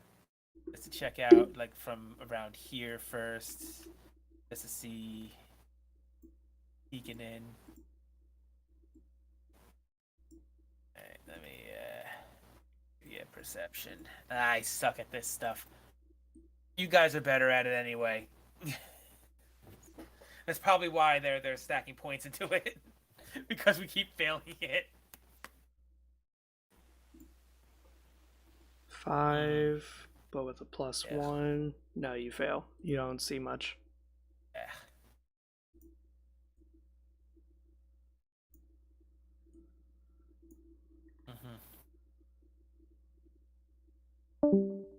But who's dead? I think that's John. I think he's pretty much Yeah. gone, so now it's just the two of you guys. You throw a rock. 5. You try to pick up a rock on the sidewalk and throw it, but all it does is slam into the house and cause a big bang. You hear someone waking up in the house. What the fuck was that? You decide that's probably not a good idea to do that again.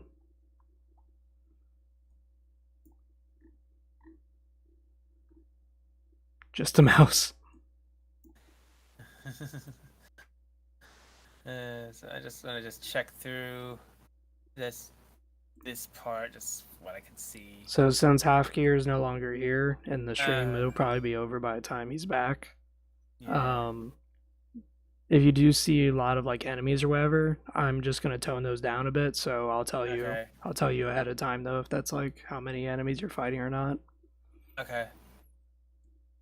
So right now I'm just looking through. Do we have the perception again, or Okay, you want to do perception? Okay. I guess Vicarious probably 9. should, but that's Okay. okay. Just looking through. Let's see. Oh, jeez. Looking through, you finally pass your perceptions check. You notice that there's 2 mutants sitting around. There was originally like 9, so Wow, a lot. Still. if you want to look at their stats or capabilities, just let me know. Yeah, I want to check to see. Yeah, Fuddy wants to. Okay, he wins. Looking at the mutants, you notice that they have the thick skin and bone plate trait, so they each have 3 armor each and 3 endurance.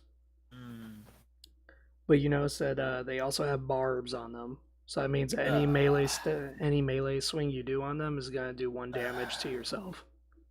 Man, that's my whole modus operandi. I don't think we deal with these things. But the barb effect only works if you're 1 tile away, so if you're keeping a distance. Oh, okay. They do have, for stats, if you're wondering about that, they have 5 perception, 4 intelligence, 1 charisma, because they're mutants. But they have 8 endurance because of all the traits they got. And then they have just 6 strength. It's a lot of HP. And their melee proficiency is only 2. Not that good at fighting, but they're a big tanky thing.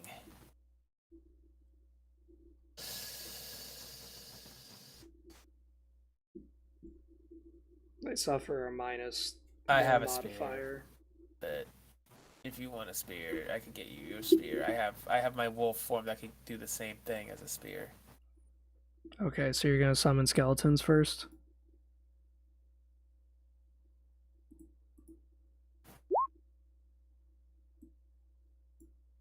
Yeah, no, my wolf form can do that still. No shit, what am I doing?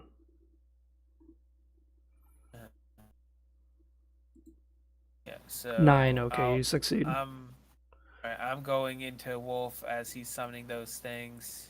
And you put yourself right in there. Great. Sorry.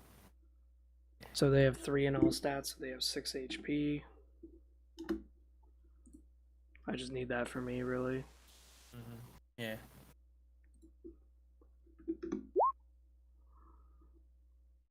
No, as long as I'm not going directly into them, I'll be fine.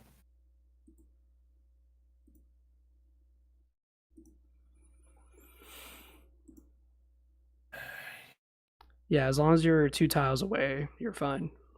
Yeah. Speaking of which, these guys aren't exactly, there we go, now they're in their tiles. Thank God.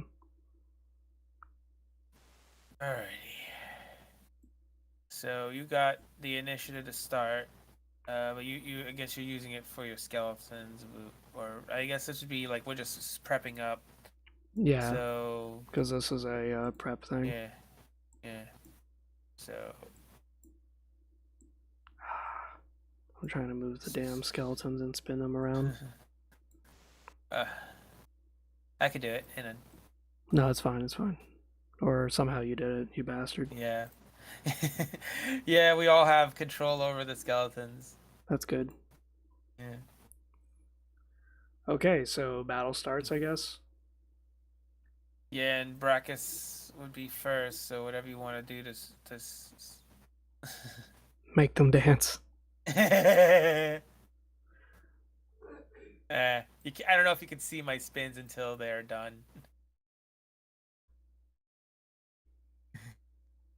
All right, Fuddy, what are you doing? Hit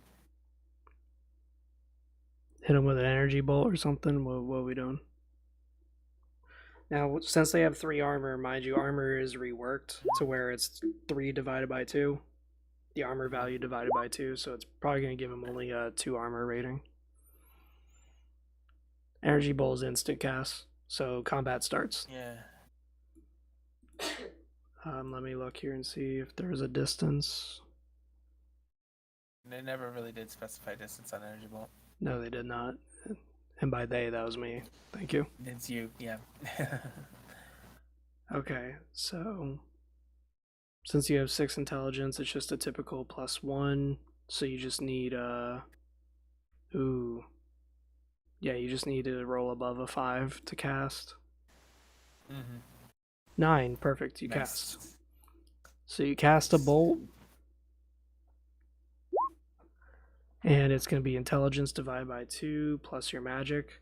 So your magic skill is 2, and your intelligence is 6, so that's 3. So you do 5 damage minus 2, so you do 3 damage. Now these things have 8 endurance, so that's 16. So this one's down to 13 HP. I don't know if you guys can see it, but No. alright.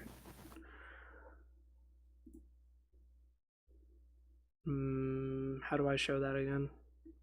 You go onto the cogwheel on the token. Yeah. Click on the token, click on the cogwheel, and then you have the bar for the HP. You could just click on the 3 dots and then say C. Oh, okay. Can you see it? Maybe it only works because we don't have permission to see the thing. It doesn't work anyway. Oh, because visible it's to like, editors. There we go. Right, because it's not visible to. There's no one. It's not visible to everyone because it's not. Because they don't control it, so they can't see it or something. Or does it? Visit but not edible. Okay. Well, either way, it's don't know. got 13 HP now. The one that's Yeah. closer to the green building, whereas the one standing out there. Mm-hmm. All right. So you're going now, or what?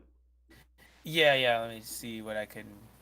So you got to roll See what 2 my dice moves to get. see. I got my movement right here. Let's see. Wrong one. Hang I'm on, not this gonna lie. I kind of before. like the werewolf gameplay. Yeah. No. Oh, I could get him. Okay, so I could just get right over to here. Or is that too close? Where is their hitbox actually? Is it here? Or is it They're a huge entity, so technically, yeah, you're in the right spot. right here? Yeah. All right, so right there. All right. So yeah. It's one of those technicalities. Yeah. So with that, I'm gonna do my melee 6 with a 0. 6, So just fails. Dang. I was gonna say, yeah, it's a -1, so it's failed. Alright. I tried. Charge And in, then- you take a swipe, but the monster bats it away with its tentacles. Ugh. It mumbles in a weird, mumbly voice, almost like an alligator. Alright, so now skeletons. Even move. They move one space. One of them does at least. Yeah, one moves 1, the other one moves 4. Alrighty. 1, 2, 3, 4. I'm just putting him right next to you. Because, like, he was supposed to start, like, behind the other guy, but whatever. Alright, they don't do anything. Alright, mutant's turn. The mutants have to get closer to you in order to attack, but 6, Oh, 6. Okay. oh Jesus.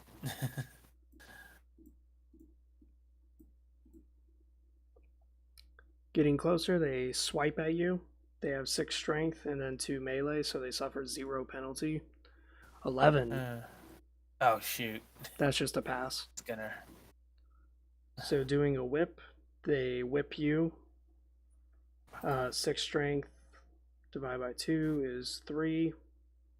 Plus 2 is 5. So they do just 5 damage to you. Okay. The other one, let's see if it attacks the skeleton. 3. That critically fails. The creature roars, swings its tentacle, and it misses. Instead, what it does is it hits its ally right in the eye and blinds him for a turn.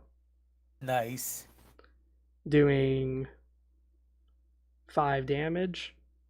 That's how much you got taken, right? 5? Yeah. Yeah. Taking 5 damage and now stunned for 1 turn. So 13 minus 5. And it is was. Yeah, that's what it was. So now the one that's standing right in front of you just whacked you, just got whipped in the eye, and now he's stunned for a turn. Let me do one of those symbols. Yeah. Cancelled. Alrighty. Alright, Vicarious. Becarius, it's your turn, Fuddy. Let's go. Let's do this.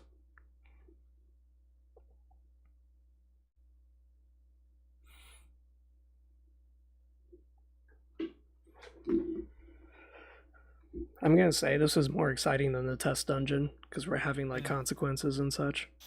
Yeah.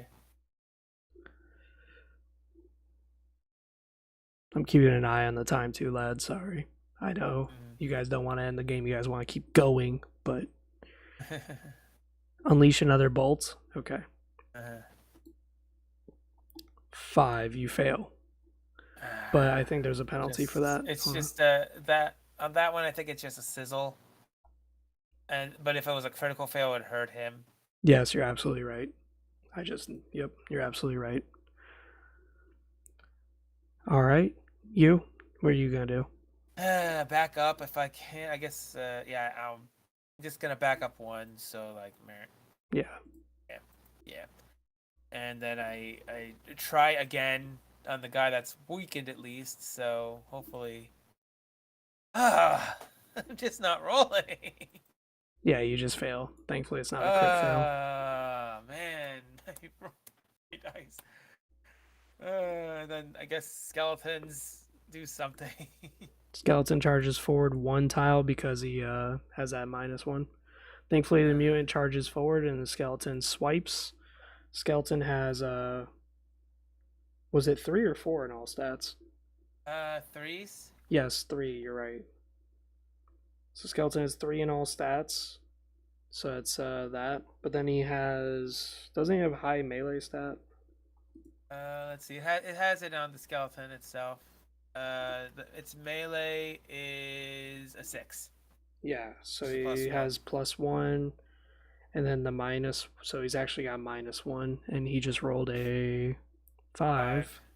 So it's just a -1, fail. so it's just fail. The skeleton tries to take a swipe, but he misses.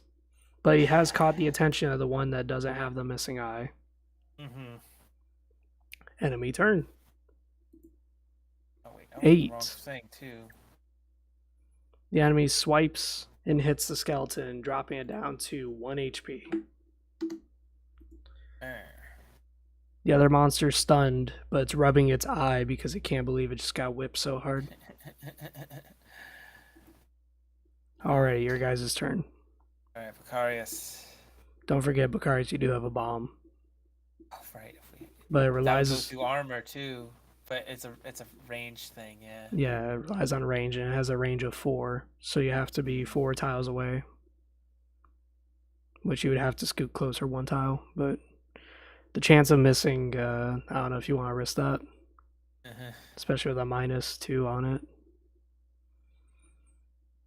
Yeah. But even if you do land, you're only going to do 4 damage, which I think your energy bolt did more than that.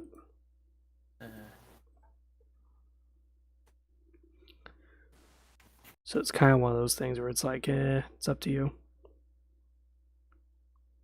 It's just nice with the magic bombs because you have an option. Yeah.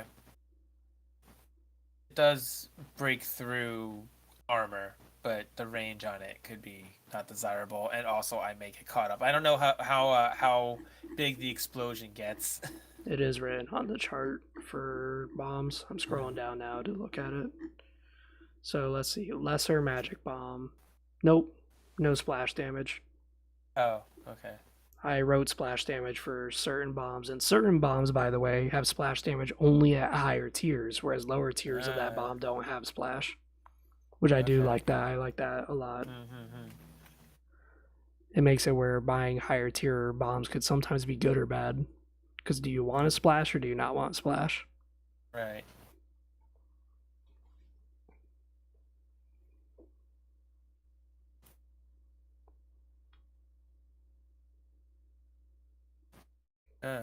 Spectral Grasp. Oh.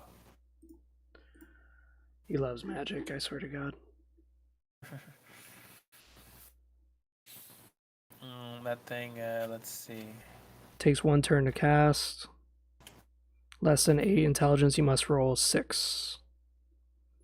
Okay. And this one does have a penalty if you fail, by the way. 12. Perfect. Woo! Let's see what happens because you casted a perfect one. Does it do 2? Chokes 2 other targets at the same time. Technically... No, wait, hold on. Yes, so you can choke 2 other targets. And you're doing 3 damage to them. This one's no longer stunned, by the way. Okay, so it is going to take a turn for you to channel this so it doesn't go off right away. Unless... Let me read that again.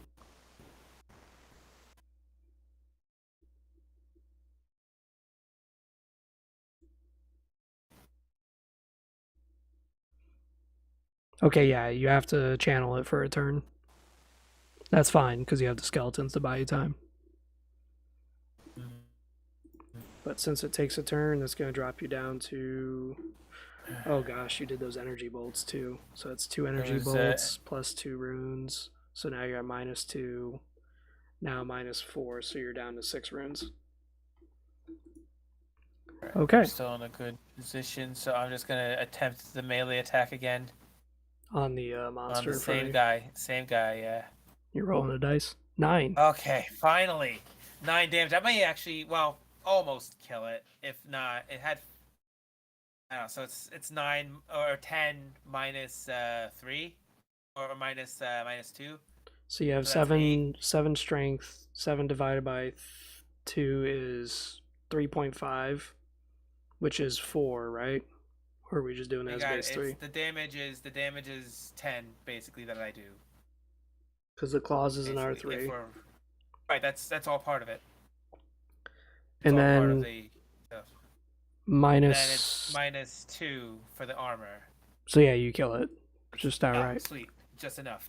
All right. Because that's 8, yeah. Oh, I see what you're talking about now. Yeah, the damage things right there. That's pretty cool. Yeah. Alrighty, so now it's up for the skeletons to do their jobs. 4, so 3. Nice. 1, 2. Yay. See if they can hit him. Critical fail. This one tries to attack, but it slips and spins on its heel, whacking you across the nose. It does 1 damage. So now you're at 6 HP. And now you're rubbing your nose because it hurts. Oh, oops, hang on. I'm at 6. 9, I believe that is a success because they have 6. Alright. You lost a skeleton. Yeah, it swung and then it fell and shattered. Oh wait. Oh, it shattered after it did that. Yeah, isn't that great?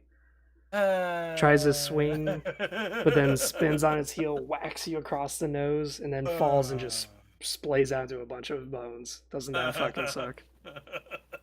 So now you're just feeling there with a little bloody nose, and you're just whining.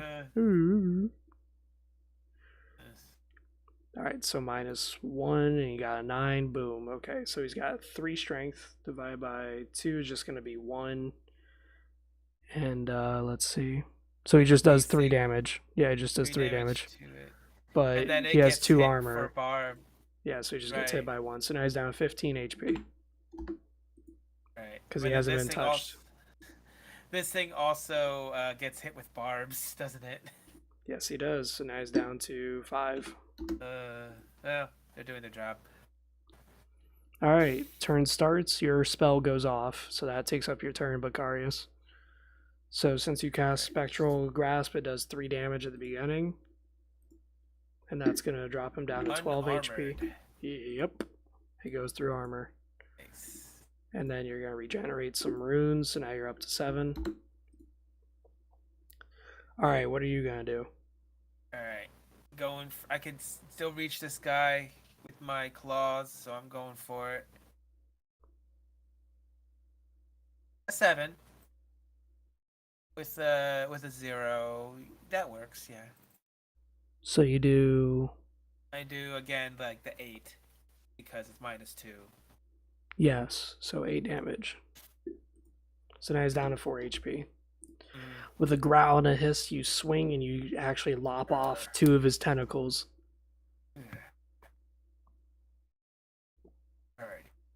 Alright, skeleton. Then... Skeleton crits. Nice. The skeleton charges in and jumps on top of the thing and smacks it. A barb flies through its chest, but that's fine. It only takes the 1 damage. Oh, my bad. 4, not. Smacking the thing, it does, what was it? 1? Yeah, it does 1 damage. So now the beast is down to 3 HP instead of 4. Nice. But because it's a crit success, the skeleton can go again. And the skeleton decides to just brazen it out and attack again. 6 -1, that's a fail. The monster shrugs it off and smacks the blade back. The monster repels the skeleton. But the skeleton did its job, and now it took another damage from barb, so now it's down to 3 HP instead of 4. That was the other second warrior, was Umrulu, who had the barb trait. So think about it. If you were going to go tank, you could have went that. Yeah. I kind of wanted to go strength tank. Mostly front line, but not necessarily wanting to get hurt. Just want to do massive damage. But then I am still going tyrant. I don't know. There's no good like just damage class rather than that's easier to get. Like Reaver needs magic and intelligence. Sentinel needs more intelligence and magic stuff. Deceiver more on the cunning side. Lurker just fails for the most part. All right, your go, Bacarius. What are you doing? You regenerate on runes, so now you're down to 8. I need to remember these things more often. Fuddy.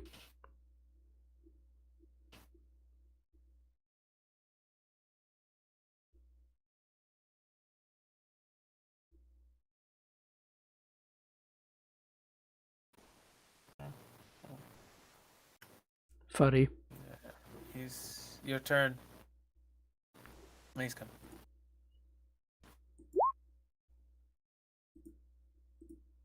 Are you gonna blast him with an energy bolt? Is that what we doing?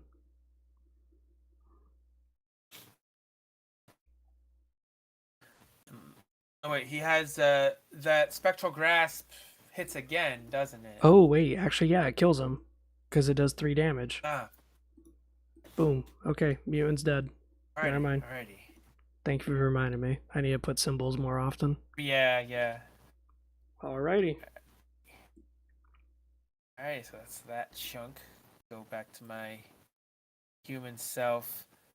So you both just gained 4 XP. Nice. So Fuddy just leveled up to level 3. He's no longer a fledgling. With 2 XP remaining. 17. So close. I don't want to drink these guys because they're poison, because they're mutants. Oh, you remember this time. Nice. Yes.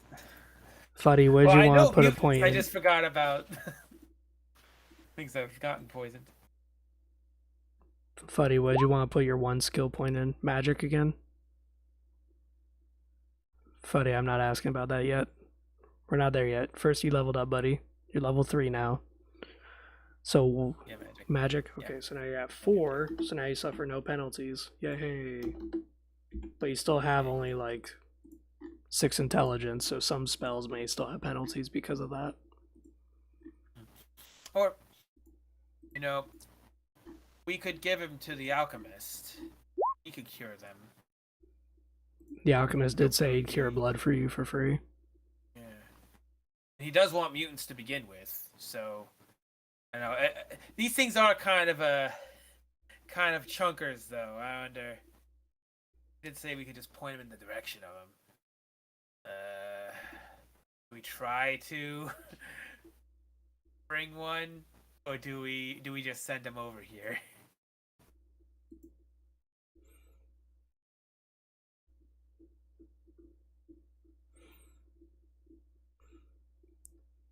So he's going to give you 200 gold for the effort.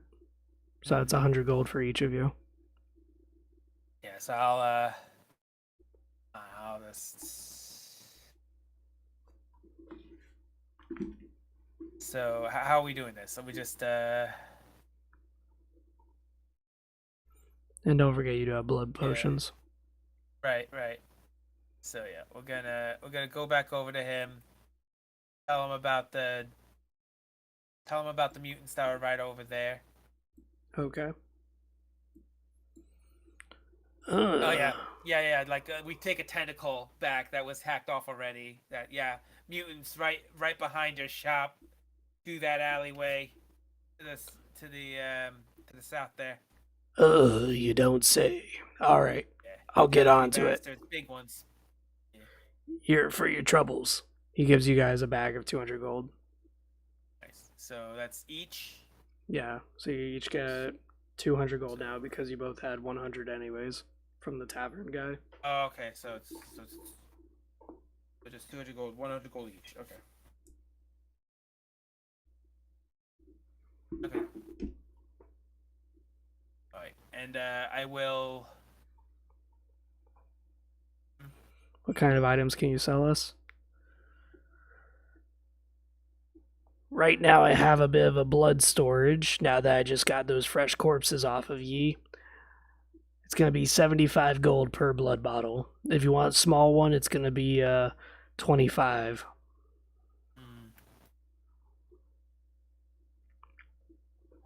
I have bombs of various makes, but there's no guarantee that they'll ever be replenished. So what you see is what you get.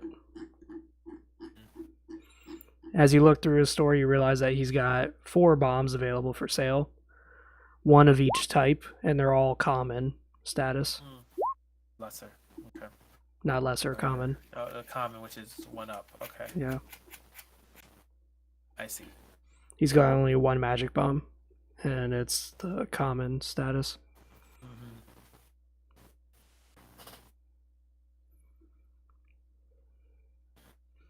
The poison bomb, that's common, is going to cost you 200 gold. Oh shoot, that's your whole thing. Bombs are very, very difficult to make in this world, so never mind. Never mind. Yeah, no. The cheapest thing in this game, actually, believe it or not, is actually weapons and armor, which is funny because that's the most valuable thing, but that's kind of realistic, though, in the times where books are the most valuable you'll get, and potions and stuff, those are going to be very valuable. Yeah. So what if you guys become like a good potion maker or become really good at discovering like arcane knowledges and shit and like lore books, you'll make a lot of money off of that. Like a book, like the shittiest of books is worth 200 gold, but the best book is worth like 600 to 800 gold. It's like, woof. That's too much. Yeah. But if you make bombs and you make like legendary bombs, it's like 1,000 gold a piece right there. Wow. So it makes it where you're pretty good. So there's ways of making money, especially in Bloodhaven because of the inflation and stuff. I'm going to. I think I'm gonna just buy another bottle. A 75 full gold. one. Yeah, 75 off of that. Okay. So 200 minus 75, that's going to leave you at 125.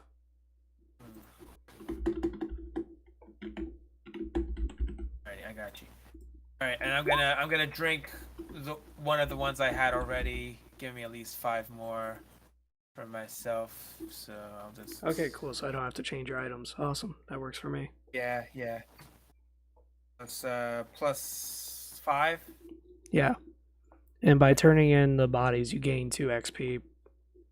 1 XP per Nice. body that you turned in. So now Macarius is at 4 XP and you're going to be at 19. So close. I know. I didn't want to make it too OP, but I did want to make it kind of like a fetch quest where Sure. you could infinitely grind it, but it's not really. Sure, yeah. But that's if I decide to make like enemies respawn or some bullshit. Yeah.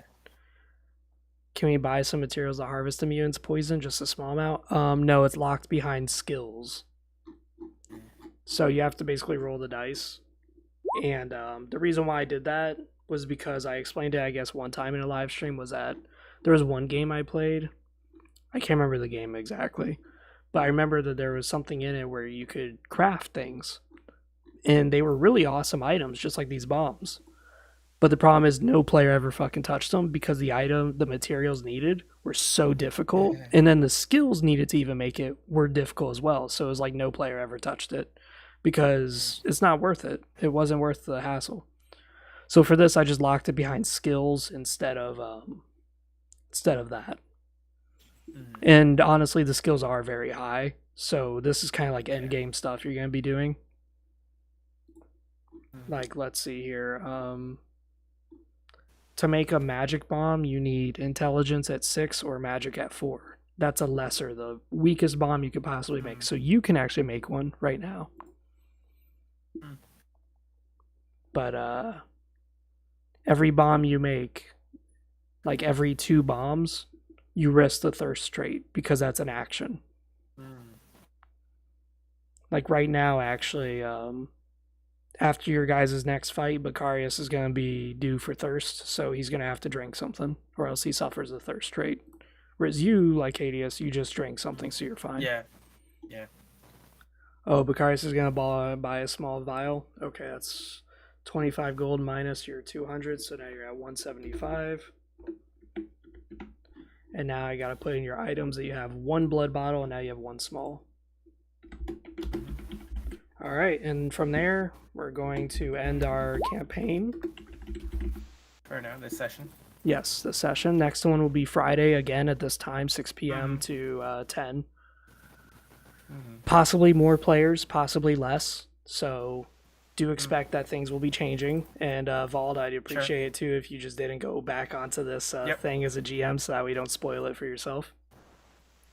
Right, yeah, I try not to. I know. It just for things to, I know. to fix things. Now, this map, I'm going to leave it as a beta. So in other words, you can do this campaign over and over again, but I may change the quest lines, the dialogue. We may not have any of this intrigue. Oh, welcome back, Anat or John. We're pretty much over, but thank you for coming back, buddy. Yeah. You didn't miss anything. Trust me, you're fine. You didn't miss much. Your buddies here can bring you up to speed. Yeah, just some mutants, that's all. But that's the goal, is I'm trying to make a replayable campaign so you players may know the map like the back of your hand. Just like Left 4 Dead or any other video game you could play. Right. But the content in there could be different. Like the personality behind the alchemist could be just outright hostile. Maybe he's a Melkahim and he goes, you fucking beautiful creatures, get the fuck away from me. Like, he could be like that. So, while we may complete this campaign, whether or not we will, that's remains to be seen. It could take us like 4 weeks to complete this, so like 4 sessions to complete this. But once we do, we can scramble some things and change where things are located. Like, we may say the alchemist is too inconvenient of a spot, so we could change his location somewhere else. This is all beta. We Right. may actually stay in beta for multiple years. Who knows? I mean, shit, video games have been in beta for much longer. This, we're working out the RPG elements, the numbers. That's what we're working out on. Right. But it is fun. I know you guys seem to enjoy it a lot. I don't know if I'm DMing greatly, but It's fine. It's doing good. I'm trying to add multiple voices, but my voice is limited. Yeah, it's fine. I know how it is. I was trying to kind of do a different thing, and I kind of gave up halfway myself. I bring it back sometimes, but I still don't always get it on this new character. But besides that, that's going to be it for today. Thank you guys. And thank you for the YouTube community for also chiming in. I noticed I kind of neglected your chat, but that's fine.